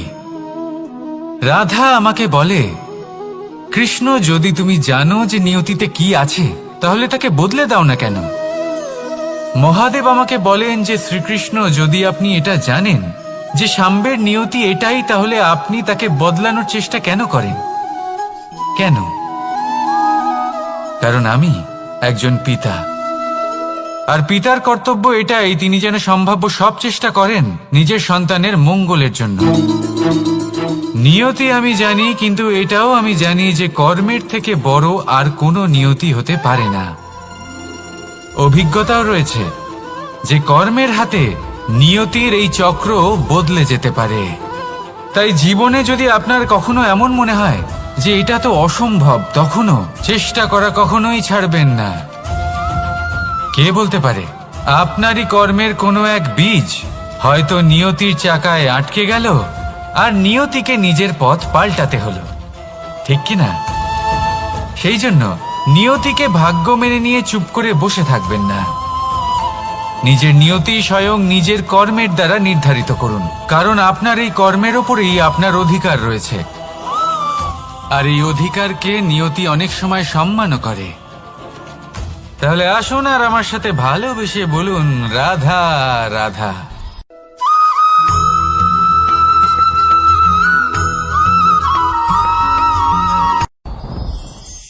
সাথী। সাথী এই শব্দটির ব্যাখ্যা কে কিভাবে করে? মিত্র, সখা, বন্ধু, কিন্তু অর্থ একটাই।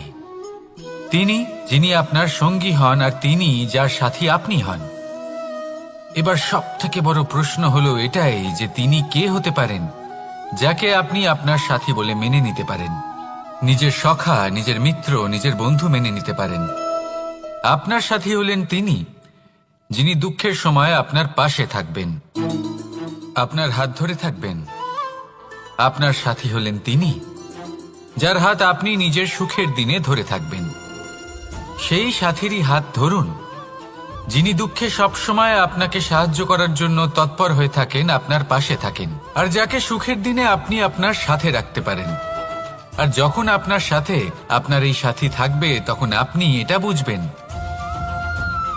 যে যখন জীবনে দুঃখ আসে তখন এই দুঃখ কমে যায়, সবার মধ্যে ভাগ হয়ে যায়। আর যদি তখন সুখ আসে তাহলে সেটা সবার উপস্থিতিতে আরো বেড়ে যায়। এটাই হলো প্রেম, এটাই হলো ভালোবাসা, এটাই হলো সঙ্গ, যেমন সম্পর্ক আমার আর রাধার মাঝে। তাহলে আসুন আর আমার সাথে ভালোবেসে বলুন, রাধা রাধা।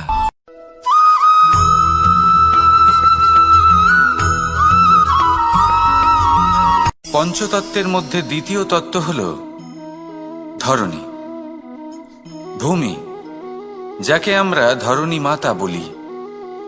এই ধরণী ধৈর্য ধারণ করে, আর এর ওপরেই আমাদের সমগ্র সংসার নির্ভরশীল। কারণ এই ভূমি সহ্য ক্ষমতা রাখে, এর সহ্য ক্ষমতা হল অপরিসীম।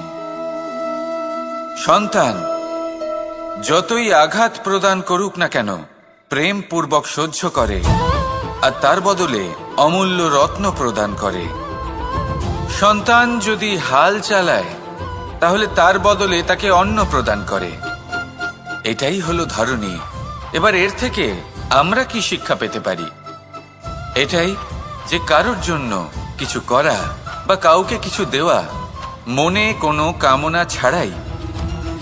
আর এই কথাটা বুঝে যান, যদি কারোর জন্য কামনা না রেখে বা কোনো পাওয়ার আশা না রেখে কারোর জন্য কিছু করেন বা কারোকে কিছু দেন, যদি এটা আপনি শিখতে পারেন, তবে আপনি ভালোবাসতে শিখে গেছেন।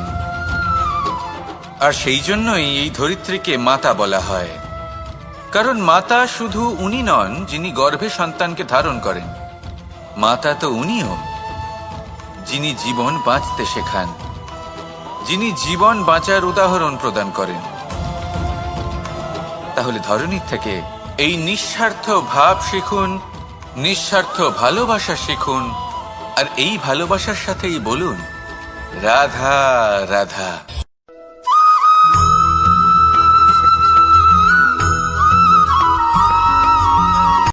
কথায় আছে, অন্ধকারে প্রদীপ প্রজ্বলিত করলে চতুর্দিক আলোকিত হয়।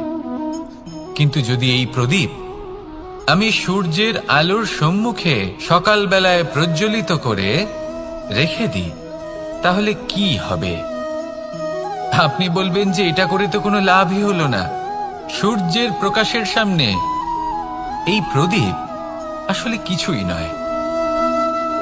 এবার এই চিন্তা ভাবনা প্রত্যেক দিন করতে হবে, আর একটা অমূল্য শিক্ষা পেতে হবে। মনে করুন যে আপনি মহাপুরুষের সামনে বসে আছেন, কোনো মহাজ্ঞানীর সামনে। তাহলে সেই ব্যক্তির সামনে নিজের জ্ঞানের প্রদীপ প্রজ্বলিত করবেন না, নীরব থাকুন, আর সেই ব্যক্তির সূর্যের প্রকাশের মতো জ্ঞান প্রাপ্ত করুন। যতটা পারবেন জ্ঞান লাভ করুন। যদি এমন কোনো সময়, এমন কোনো স্থানে আপনি আছেন যেখানে চতুর্দিক অন্ধকার, কারোর কাছেই জ্ঞান নেই, সেখানে নিজের জ্ঞানের প্রদীপ প্রজ্বলিত করুন। এমন করলে দুদিক থেকেই আপনার লাভ হবে। আপনার জ্ঞান প্রাপ্তিও হবে, আর জ্ঞানের সঠিক প্রয়োগও করতে পারবেন। আর এই মন প্রসন্ন হয়ে বলবে রাধা রাধা।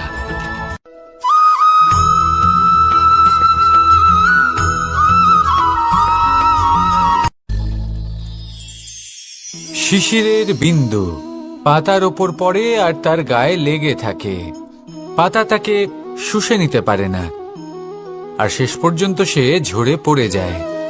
অন্যদিকে রয়েছে মেঘ এবং চাতক। এদের মধ্যে অনেক দূরত্ব থাকে। মেঘ থাকে আকাশে আর চাতক থাকে ধরিত্রীতে। কিন্তু যখন এই মেঘ থেকে বৃষ্টি ঝরে পড়ে, এই চাতক কিন্তু সেই জলই পান করে, নয়তো সে তৃষ্ণার্ত থেকে যায়।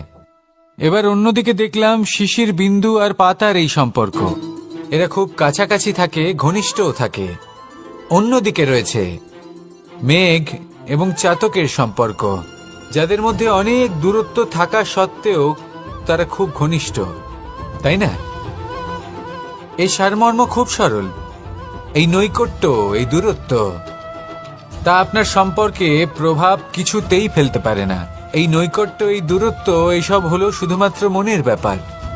কখনো আপনি অনুভব করেছেন আপনি কারোর থেকে অনেক অনেক দূরে আছেন, অনেক দূরে আছেন, তাও সেই ব্যক্তির প্রতি আপনি টান অনুভব করেন। সেখানে আপনি কারোর সাথে প্রত্যেক দিন অতিবাহিত করেন, সমস্ত জীবন অতিবাহিত করেন, সব থেকে বেশি সময় তার সাথে অতিবাহিত করেন, তাও তার প্রতি সেই টান অনুভব করেন না। এই সংকেত হলো মনের দূরত্বের। তাহলে মনের এই দূরত্ব দূর করুন আর আমার সাথে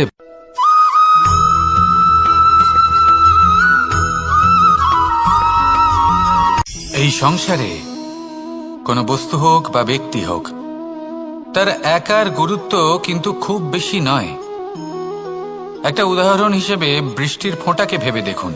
যদি একটি বৃষ্টির ফোঁটা হয় তাহলে তার খুব বেশি গুরুত্ব থাকে না, কিন্তু যখন সহস্র বৃষ্টির ফোঁটা মেঘের মধ্যে দিয়ে ঝরে পড়ে, তখন সেটা বর্ষার রূপ ধারণ করে। সেই বর্ষা যা এই প্রকৃতিকে শান্ত করে। সেইভাবেই পাথরের ছোট টুকরো, তার খুব বেশি গুরুত্ব থাকে না, কিন্তু যখন অসংখ্য পাথরের টুকরো একত্রিত হয় তখন তা পর্বতের আকার ধারণ করে। সেইভাবেই কিছু মানুষ যখন একত্রিত হন তখন তৈরি হয় পরিবার। কিছু পরিবার যখন একত্রিত হয় তখন তৈরি হয় সমাজ। যখন অনেক সংখ্যক সমাজ একত্রিত হয় তখন তৈরি হয় রাজ্য। এবার এই রাজ্যের সব থেকে গুরুত্বপূর্ণ ব্যক্তি হতে পারেন রাজা, কিন্তু তাও সেই রাজা একা কিছু করতে পারেন না।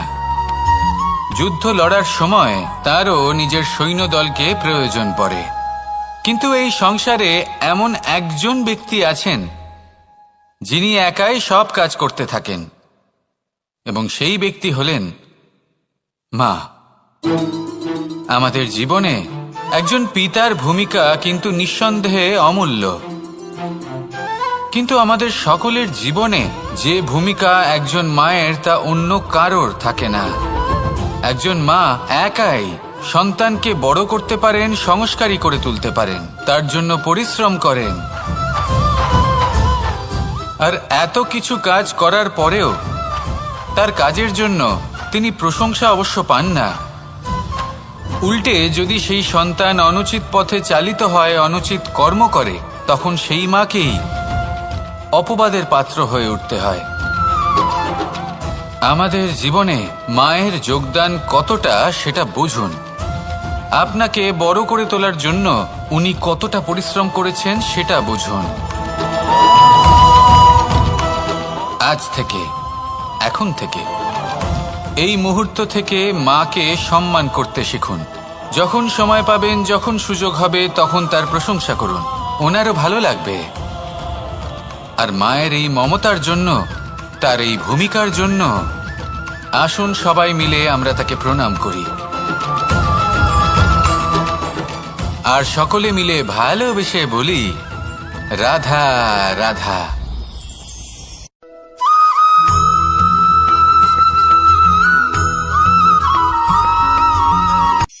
এই সংসারে সাফল্য লাভ করার জন্য জ্ঞানের প্রয়োজন হয়, পরিশ্রমের প্রয়োজন হয়, দৃঢ় নিষ্ঠার প্রয়োজন হয়, নিরন্তর চেষ্টা করা প্রয়োজনীয়। কিন্তু আরো কিছু আছে যা অত্যন্ত প্রয়োজনীয় এবং গুরুত্বপূর্ণ। তা হলো ভালো বন্ধু। তাদের থাকা অত্যন্ত প্রয়োজনীয়। যদি ভালো বন্ধু থাকে, তাহলে সময় এলে তারা ঢাল হয়ে আপনাকে সুরক্ষা করবেন। সময় এলে অস্ত্রের মতো শত্রুকে সংহারও করবেন। যদি তিনি জ্ঞানী হন, তাদের মধ্যে সদ্গুণ থাকে, তাহলে এই সব গুণ আপনার মধ্যেও প্রবেশ করবে। তাহলে সাফল্যের জন্য ভালো বন্ধু পাওয়া অত্যন্ত প্রয়োজনীয়। কিন্তু শুধু বন্ধু কেন, ভালো শত্রুও থাকা প্রয়োজনীয়। এবার আপনি ভাববেন, এ আমি কি বললাম? যদি আপনার জীবনেও ভালো অর্থাৎ শক্তিশালী শত্রু থাকে, তাহলে আপনিও শক্তিশালী হতে থাকবেন। এই শত্রু আপনাকে প্রেরিত করবে আরো বেশি শক্তিশালী হয়ে ওঠার। কখনো কোনো হরিণকে দেখুন, তীব্র গতিতে দৌড়তে থাকে। কেন তীব্র গতিতে দৌড়য়? এই কারণে নয় যে কোথাও তার জন্য মধুর ঘাস অপেক্ষা করে রয়েছে, না। সে এই কারণে তীব্র গতিতে দৌড়য় কারণ সেটা না করলে তার পেছনে একটি সিংহ আছে যে ওকে নিজের ভোজন করে ফেলবে। তাই জীবনে বিপদ, সংকট, এই সবকিছুও হলো অত্যন্ত গুরুত্বপূর্ণ। তার সম্মুখীন হতে শিখুন, আর আমার সাথে ভালোবেসে বলুন, রাধা রাধা।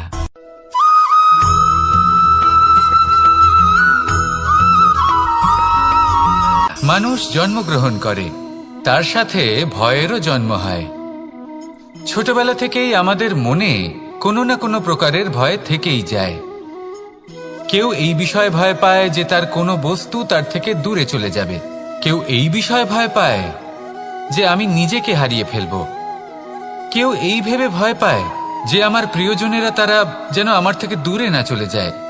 কেউ এই ভেবে ভয় পায় যে আমরা যেন পথ না হারিয়ে ফেলি, আদি ইত্যাদি। কিন্তু সত্যি কথা বলতে, ভেবে দেখুন এই ভয় বাস্তবে কি? শুধুই একটা মনস্থিতি, আর কিছুই নয়।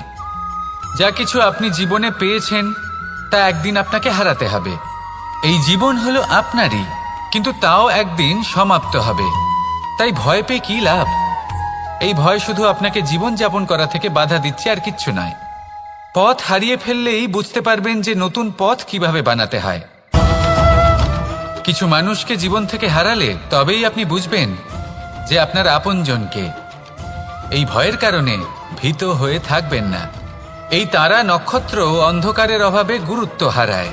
শিবকেও মহাদেব হবার জন্য বিষপান করতে হয়েছিল। প্রত্যেক পরিস্থিতি, প্রত্যেক সাফল্য আপনার পরীক্ষা নেবে। তাতে উত্তীর্ণ হওয়া হলো আপনার কর্ম। যখনই আপনি ভয় পাবেন বা সংকটের সম্মুখীন হবেন, তখন সাহসের সাথে তার সম্মুখীন হন। মনে রাখবেন, যে সম্মুখীন হতে জানে, সাফল্য তার সাথে সবসময় থাকে। আসুন আর আমার সাথে ভালোবেসে বলুন, রাধা রাধা।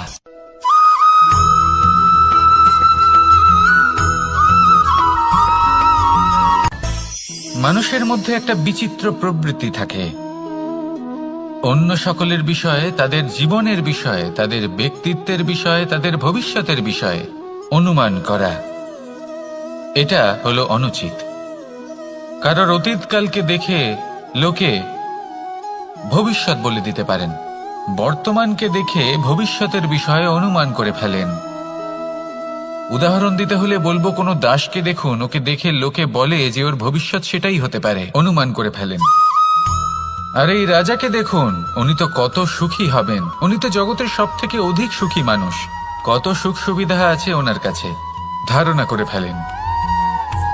তবে সত্য তো এটাই যে কারোর ব্যক্তিত্বের বিষয়ে, তাদের ভবিষ্যতের বিষয়ে আপনি পূর্ণ সত্য কখনোই বলতে পারবেন না, শুধু অনুমান করতে পারবেন।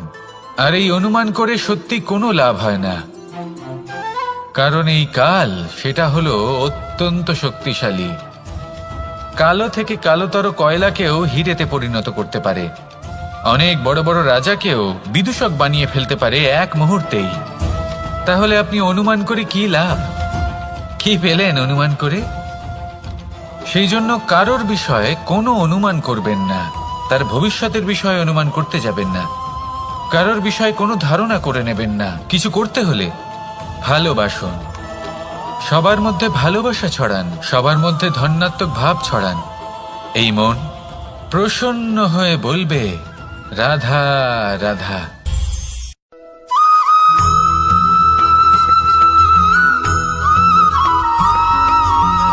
এই সংসারে সব থেকে বেশি কোমল বস্তু হলো রেশম। এই রেশম এতটাই কোমল হয় যে এর পুরো একটা থান শুধুমাত্র একটা হাতে ধরা সম্ভব। কখনো ভেবে দেখেছেন এই রেশম কিভাবে হয়? একটি কীট তার লালার দ্বারা উৎপন্ন হয়। এই কীট সেই রেশমকে পাক দিতে থাকে, পাক দিতেই থাকে, আর আস্তে আস্তে তার মধ্যেই জড়িয়ে পড়ে।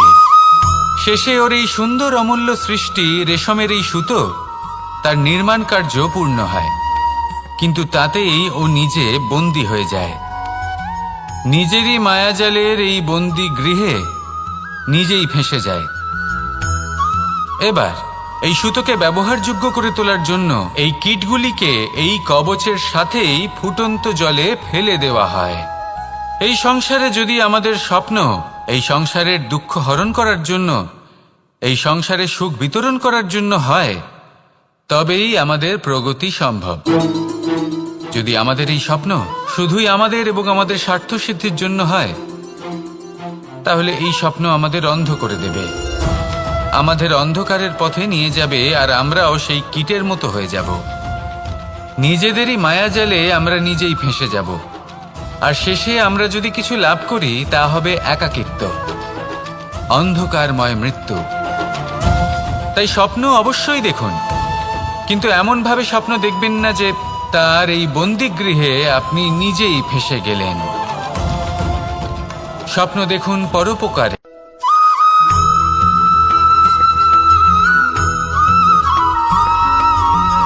এই সংসারে প্রত্যেক মানুষ এটাই চান যে তিনি যেন ধনবান হন, আর্থিক অবস্থা তার ভালো থাকে, ওনার বাড়িতে লক্ষ্মীর আগমন হয়। কিন্তু সেটা হবে কি করে, সেটাই হলো প্রশ্ন। কেউ বলেন যে যদি পরিশ্রম করো তাহলে ধন অর্জন সম্ভব, কেউ বলেন যে যদি বিদ্যা লাভ হয় তবেই ধন অর্জন সম্ভব, কেউ বলেন যে যদি বলশালী হও তবেই সম্পন্ন থাকবে। ভালো কথা, যদি তাই হয়ে থাকে, তবে দিনমজুর সারা দিন পরিশ্রম করেন, তিনি কেন ধনী হন না? অনেকজন বিদ্বান মানুষ আছেন এই সংসারে, তারা কেন ধনবান হন না? অনেক সংখ্যক বলশালী ব্যক্তি আছেন, তাদের কাছে ধন নেই কেন?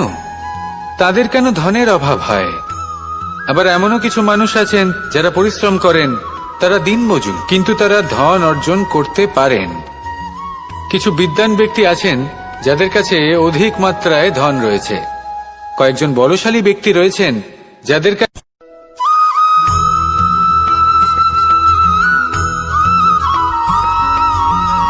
পিতা আর পুত্রের সম্পর্ক অত্যন্ত মধুর হয়ে থাকে। পিতা স্বপ্ন দেখেন, তাকে পূর্ণ করার সকল সম্ভাব্য চেষ্টা করেন, কিন্তু তাও অনেক সময় ওনার স্বপ্ন অপূর্ণ থেকে যায়। তখন পিতা ভাবেন যে স্বপ্ন উনি পূর্ণ করতে পারেননি ওনার সন্তান তা অবশ্যই পূরণ করবে। যে স্থানে উনি কখনো পৌঁছতে পারেননি সেই স্থানে ওনার পুত্র অবশ্যই পৌঁছবে। পিতা নিজের সন্তানের ভবিষ্যৎ নিয়ে সেই স্বপ্ন দেখেন, আর যখন সেই সন্তান সামনে এগোতে থাকে তখন তার দুঃখ হয় না, বরং গর্ব হয়। ওনার ভালো লাগে এটা দেখে যে ওনার সন্তান অনেক উন্নতি করছে। কিন্তু যখন সন্তান নিজের অভিভাবকের শক্তি দেখে, তার যশ দেখে হিংসা করতে থাকে, সমস্যা সেইখানেই শুরু হয়। সেই জন্য সকল সন্তানকে এটা মনে রাখতে হবে, দেখুন, পুত্র হবার সুবাদে, এক সন্তান হবার সুবাদে এটা হলো আপনার অধিকার যে আপনি আপনার পিতার থেকে বেশি উন্নতি করবেন। আপনার পিতাও এটাই চান, কিন্তু সুস্থভাবে এটা করুন। একটা রেখা টেনে নিন যাতে আপনি তাতে এগোতে পারেন আর আপনার পিতার তাতে গর্ববোধ হয়, আর সেই বিষয়ে দুঃখ না হয় যে আমার সন্তান আমাকেই ছোট করার চেষ্টা করছে। ইতিহাস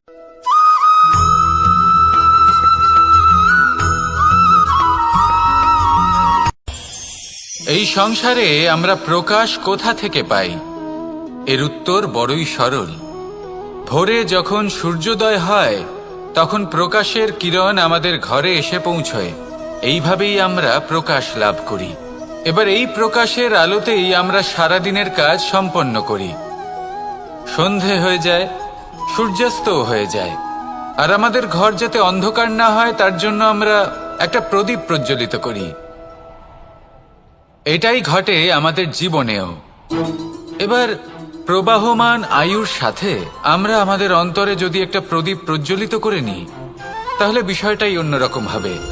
এবার আপনি বলবেন কোন প্রকাশের কথা বলছি যা আমাদের অন্তরে জাগ্রত করা সম্ভব? আমাদের আত্মার মাঝে প্রেমের প্রকাশ জাগ্রত করার কথা বলছি, কারণ আমাদের এই জীবন এও হলো দিনের আলোর মতো। আজ প্রকাশ আছে, কিন্তু কোনোদিন অবশ্যই অস্ত হবে। কিন্তু অস্ত হবার আগে যদি আমরা আমাদের আত্মার মাঝে প্রেমের এই প্রকাশ উজ্জ্বলিত করে নিই তাহলে আমাদের সন্ধ্যাকালও আমরা আনন্দে এবং প্রেমে যাপন করব। তাহলে আসুন আর আমার সাথে ভালোবেসে বলুন, রাধা রাধা।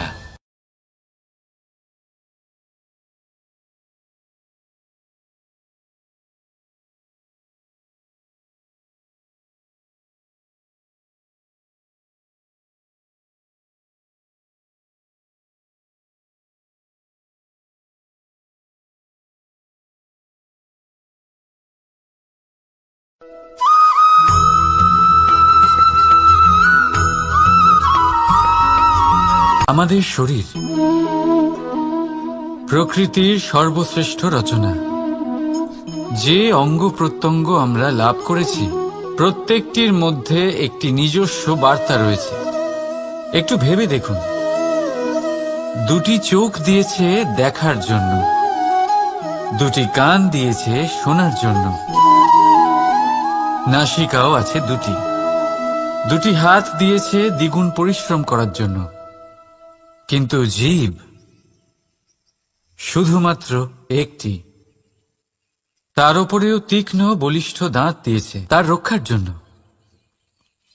কখনো ভেবে দেখেছেন কেন?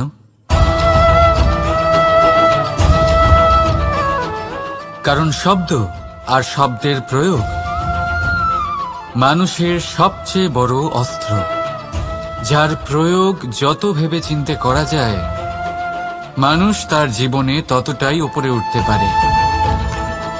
তাহলে মনে রাখুন, দেখুন, শুনুন আর বুঝুন বেশি, বলুন কম। রাধা রাধা।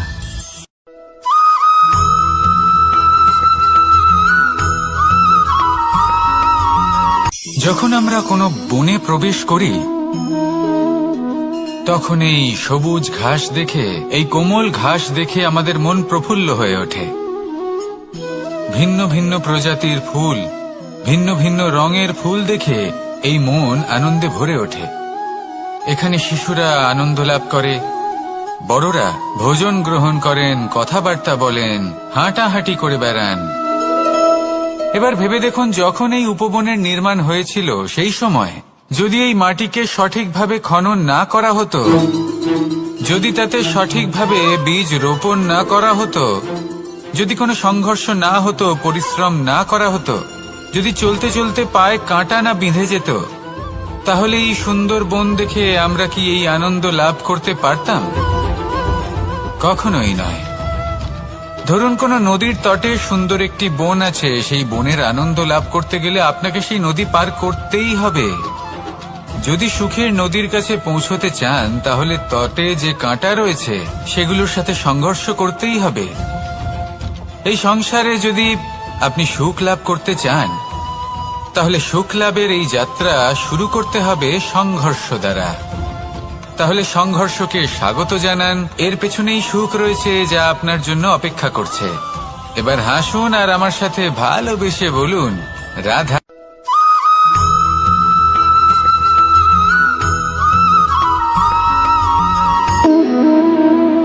সম্পর্ক হলো আমাদের জীবনের একটি আধার।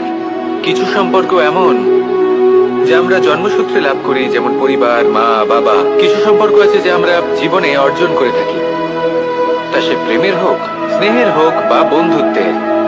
এই সকল সম্পর্ক লাভ করার বা গড়ে তোলার 5টি ধাপ রয়েছে। প্রথম ধাপ, কোনো ব্যক্তির সাথে আলাপ হওয়া, তার সাথে কথা বলা বা তাকে দেখা। দ্বিতীয় ধাপ, সে ব্যক্তিকে আমাদের ভালো লাগা। তৃতীয় ধাপ, আমাদের এটা চাইতে শুরু করা যে জীবনে এই ব্যক্তি যেন আমাদের বন্ধু হন, আমাদের জীবনে থাকেন, বা আমাদের কাউকে ভালোবেসে ফেলা আর এটা আমাদের ভাবা বা চাওয়া যে সেই ব্যক্তি যেন আজীবন আমার সাথে থাকেন, আমার জীবনে আমার সাথী হয়ে। চতুর্থ ধাপ, লাভ করা। এবার এই ধাপটি অনেক মানুষের পক্ষেই খুবই সরল হয়, বড়ই সরলভাবে নিজেদের সঙ্গীকে লাভ করে থাকেন। কিছু মানুষের জন্য এই ধাপ অত্যন্ত কঠিন হয়ে থাকে।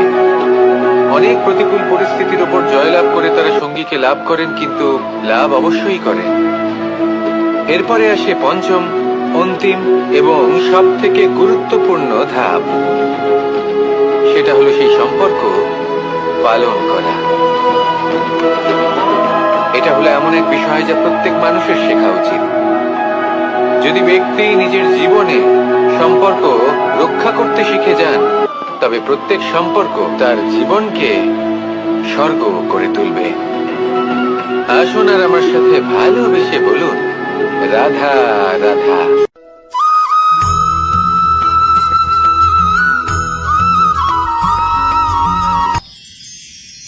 মানুষ তার জীবনে দুই ধরনের পরিস্থিতিকে খুব ভয় পায়। এক, কোনো কারণবশত কারোর সামনে নত হওয়া। দুই, কোনো কারণে নিজের চরিত্র থেকে, নিজের মূল্যবোধ থেকে বিচ্যুত হওয়া। এবার কেন হয় এরকম যে কথায় কথায় কারোর সামনে নত হতে হয়?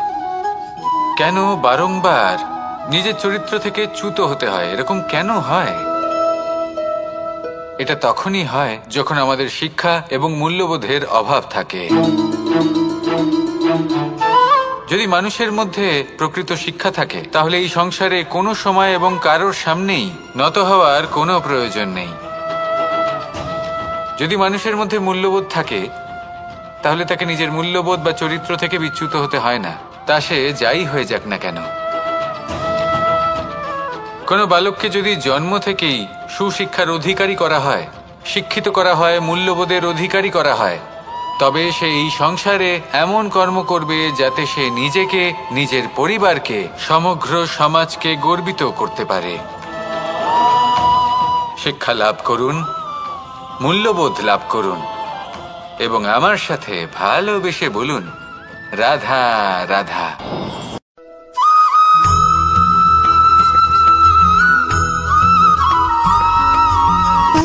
সুখ, দুঃখ এবং শক্তি, এই তিন হলো এই সংসারের ত্রিদেবের মতো।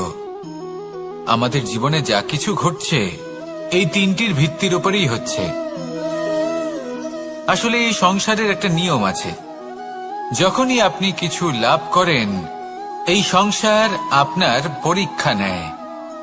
এটা জানার জন্য আপনার পরীক্ষা নেয় যে আপনি যা কিছুই লাভ করেছেন আপনি কি আদৌ সেটার যোগ্য কিনা। ঠিক সেইভাবেই এই সুখ, দুঃখ এবং শক্তি আপনার পরীক্ষা নিয়ে থাকে। যখন সুখ আসে তখন সে আপনার পরীক্ষা নেয় যে আপনার মধ্যে অহংবোধ জাগ্রত হয়নি তো। যদি অহংবোধ চলে আসে তাহলে সুখ সেখানেই সঙ্গ ত্যাগ করে। দুঃখ আপনার ধৈর্যের পরীক্ষা নিতে থাকে, আর যদি আপনার মধ্যে ধৈর্য না থাকে তাহলে এটা আপনাকে আরো বেশি দুঃখের গভীর অন্ধকারে ঠেলে দেবে। সেখানে শক্তি পরীক্ষা নেয় আপনার বিনম্রতার। যদি আপনি বিনম্র না হন তাহলে হয় এই শক্তি আপনার সঙ্গ ত্যাগ করবে, নয় এই শক্তি বিনম্রতার অভাবে আপনার পতনের কারণ হতে পারে। এই সংসারে যে কোনো ব্যক্তি যিনি এই পরীক্ষায় উত্তীর্ণ হয়ে থাকেন এই জীবনে তিনি সাফল্য লাভ করেন। আসুন আমার সাথে ভালোবেসে বলুন, রাধা রাধা।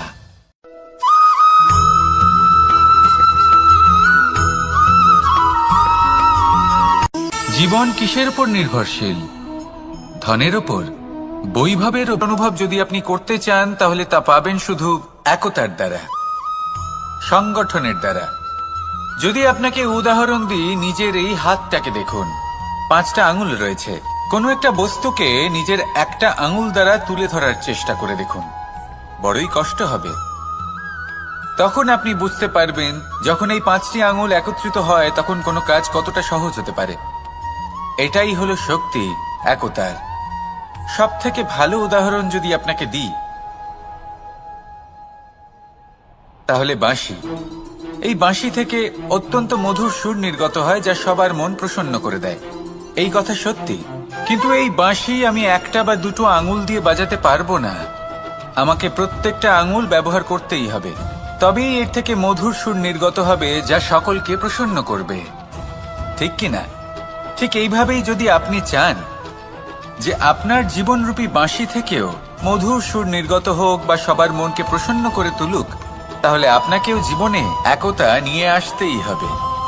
আপনি একাও কর্ম করতে পারেন, পথ চলতেও পারেন, সামনেও এগোতে পারেন, সাফল্যও লাভ করতে পারেন। কিন্তু যখন সকলে একসাথে এগোবেন, সেই পথে চলবেন, সেই কর্মই করবেন, তখন লক্ষ্যে অবশ্যই পৌঁছবেন, সাফল্য অবশ্যই লাভ করবেন। কিন্তু সেই সাফল্য এবং তার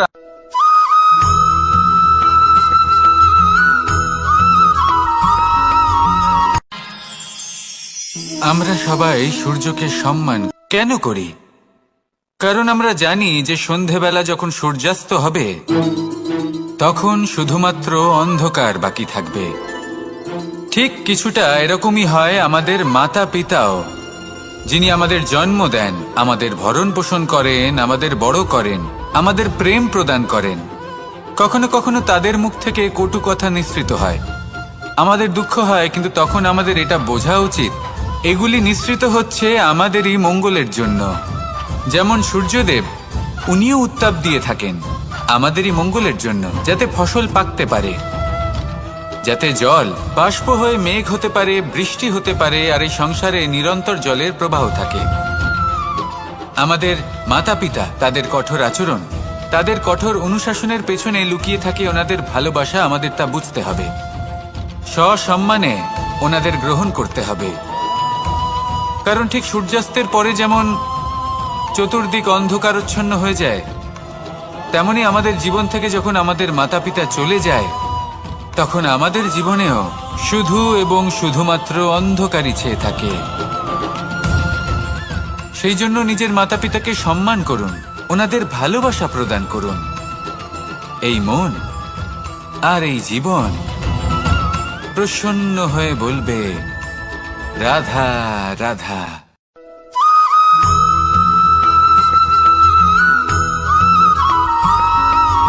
বসন্ত ঋতু, এই সময় মন আনন্দে ভরে থাকে। এমন মনে হয় যেন আমরা আকাশে বিচরণ করতে চলে যাই, কিন্তু সেটা তো সম্ভব নয়। সেই জন্য হয়তো আমরা ঘুড়ি ওড়াই, এই ঘুড়িকে নিজেদের প্রতিরূপ মনে করে। এবার অনেক মানুষ আছেন যারা ঘুড়ি ওড়ান, কিন্তু এই কর্মের সারমর্ম কি? সেটা কজন বুঝতে পারেন? আপনি এটা মনে করুন যে আপনি হলেন সেই ঘুড়ি, আর এই সুতো যিনি ধরে রয়েছেন তিনি হলেন পরমাত্মা। আর এই সুতো যেখান থেকে শুরু হয় সেই লাটাই হলো আমাদের কর্মচক্র। এবার আপনি নিজেই অনুমান করুন যে এই উড়ান কার ওপর নির্ভরশীল?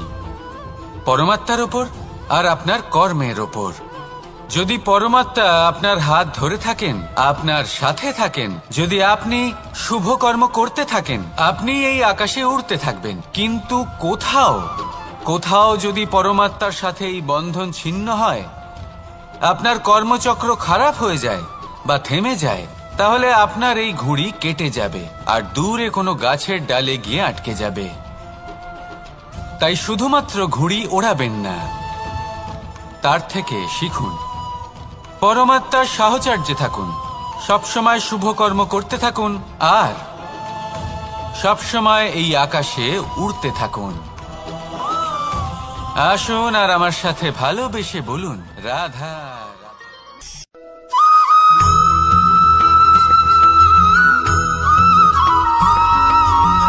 এবার অনেক সময় মানুষের মনে এরকম প্রশ্ন আসে যে এই সংসারে সবথেকে বড় বিপদ কি? কেউ বলে ধর্ম সংকট, আবার কেউ বলে প্রাণের উপর আসা সংকট। প্রত্যেক মানুষের জীবনে বিভিন্ন সংকট আসে, আর এই সমস্ত সংকট অত্যন্ত বিচিত্র হতে পারে। এই সমস্ত সংসার হলো সংকট দ্বারা পরিপূর্ণ। ঠিক আছে, আপনাকে একটা উদাহরণ দিই। একজন ধনী ব্যক্তি, এবার ওনার জীবনে সংকট কি হতে পারে? সংকট এটাই যে কেউ তার সম্পত্তি চুরি না করে নেয়, আমরা বুঝতে পারছি। এবার একজন চোর, তার জীবনে সংকট কি হতে পারে? যে চুরি করার সময় সে যদি তার একটা কাশি চাপতে না পারে, তাহলে সে ধরা পড়ে যেতে পারে, ঠিক কিনা? আবার অনেক সময় এমনও হয় যে যার জন্য আমি সংকট, সেও আমার কাছে সংকট। যেমন এই পরিস্থিতিতে দেখুন, সংকট হলো সংকট, এ তো জীবনে থাকবে, কিন্তু এর সম্মুখীন কিভাবে হওয়া যায়? খুব সরল। সব এটার ওপর নির্ভর করে, মনের ওপর। এই মনকে নিয়ন্ত্রণ করলে সব ঠিক থাকবে। এবার যদি ধনী ব্যক্তি মনকে নিয়ন্ত্রণ করে ফেলেন, নিজের অর্থের ব্যবহার শুভ কাজের জন্য, সমাজের সেবার জন্য বিকাশ করতে করেন, ওই অর্থকে একত্রিত করে না রাখেন, তাহলে চুরির সমস্যা, এই সংকট সেখানেই কেটে যাবে। এবার যদি কথা বলি সেই চোরের, তাহলে চোর যদি নিজের মনকে সংযত করে নেয়, যদি নিজের কর্মকে নিয়ন্ত্রণ করতে পারে, তাহলে এমন কোনো স্বর নেই যা ওকে ধরা পড়তে বাধ্য করবে। সেই জন্য জীবনে সংকট যতই আসুক, যত বড়ই সংকট আসুক না কেন, কবচ হলো একটাই, আর এই কবচের নাম হলো আত্মনিয়ন্ত্রণ। নিজের মনকে নিয়ন্ত্রণে রাখতে শিখুন। এটা নিজের জীবনে প্রয়োগ করে তো দেখুন। যদি আপনি করতে পারেন, তবে আপনি দেখবেন যে সংকট তো জীবনে আসা যাওয়া করে, কিন্তু সেই সংকটগুলির সম্মুখীন আপনি এইভাবে করতে পারবেন। তাহলে সেটাই করুন, আর আমার সাথে ভালোবেসে বলুন, রাধা রাধা।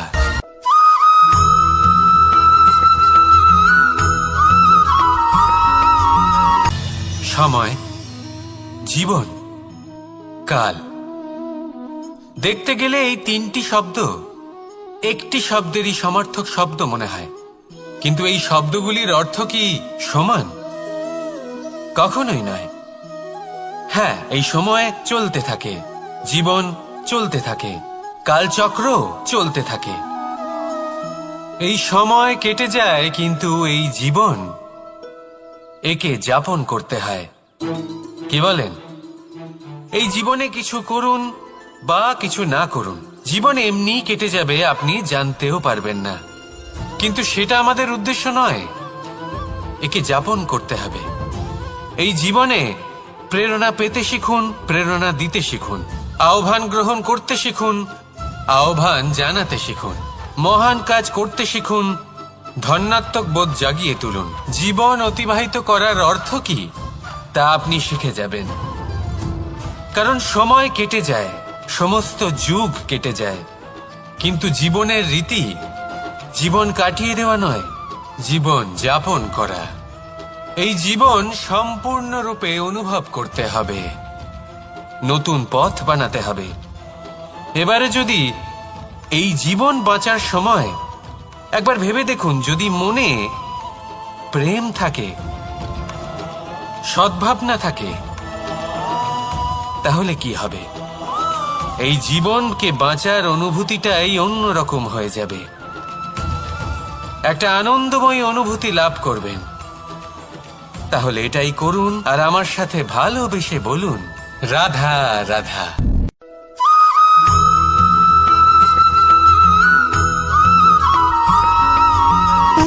সুখ, দুঃখ এবং শক্তি, এই তিন হলো এই সংসারের ত্রিদেবের মতো।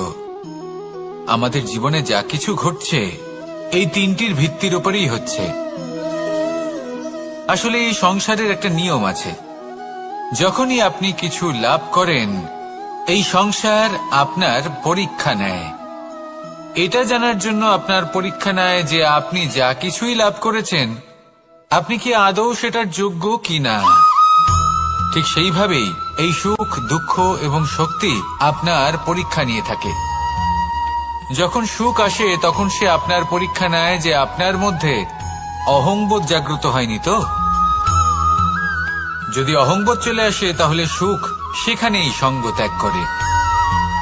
দুঃখ আপনার ধৈর্যের পরীক্ষা নিতে থাকে, আর যদি আপনার মধ্যে ধৈর্য না থাকে তাহলে এটা আপনাকে আরো বেশি দুঃখের গভীর অন্ধকারে ঠেলে দেবে। সেখানে শক্তি পরীক্ষা নেয় আপনার বিনম্রতার।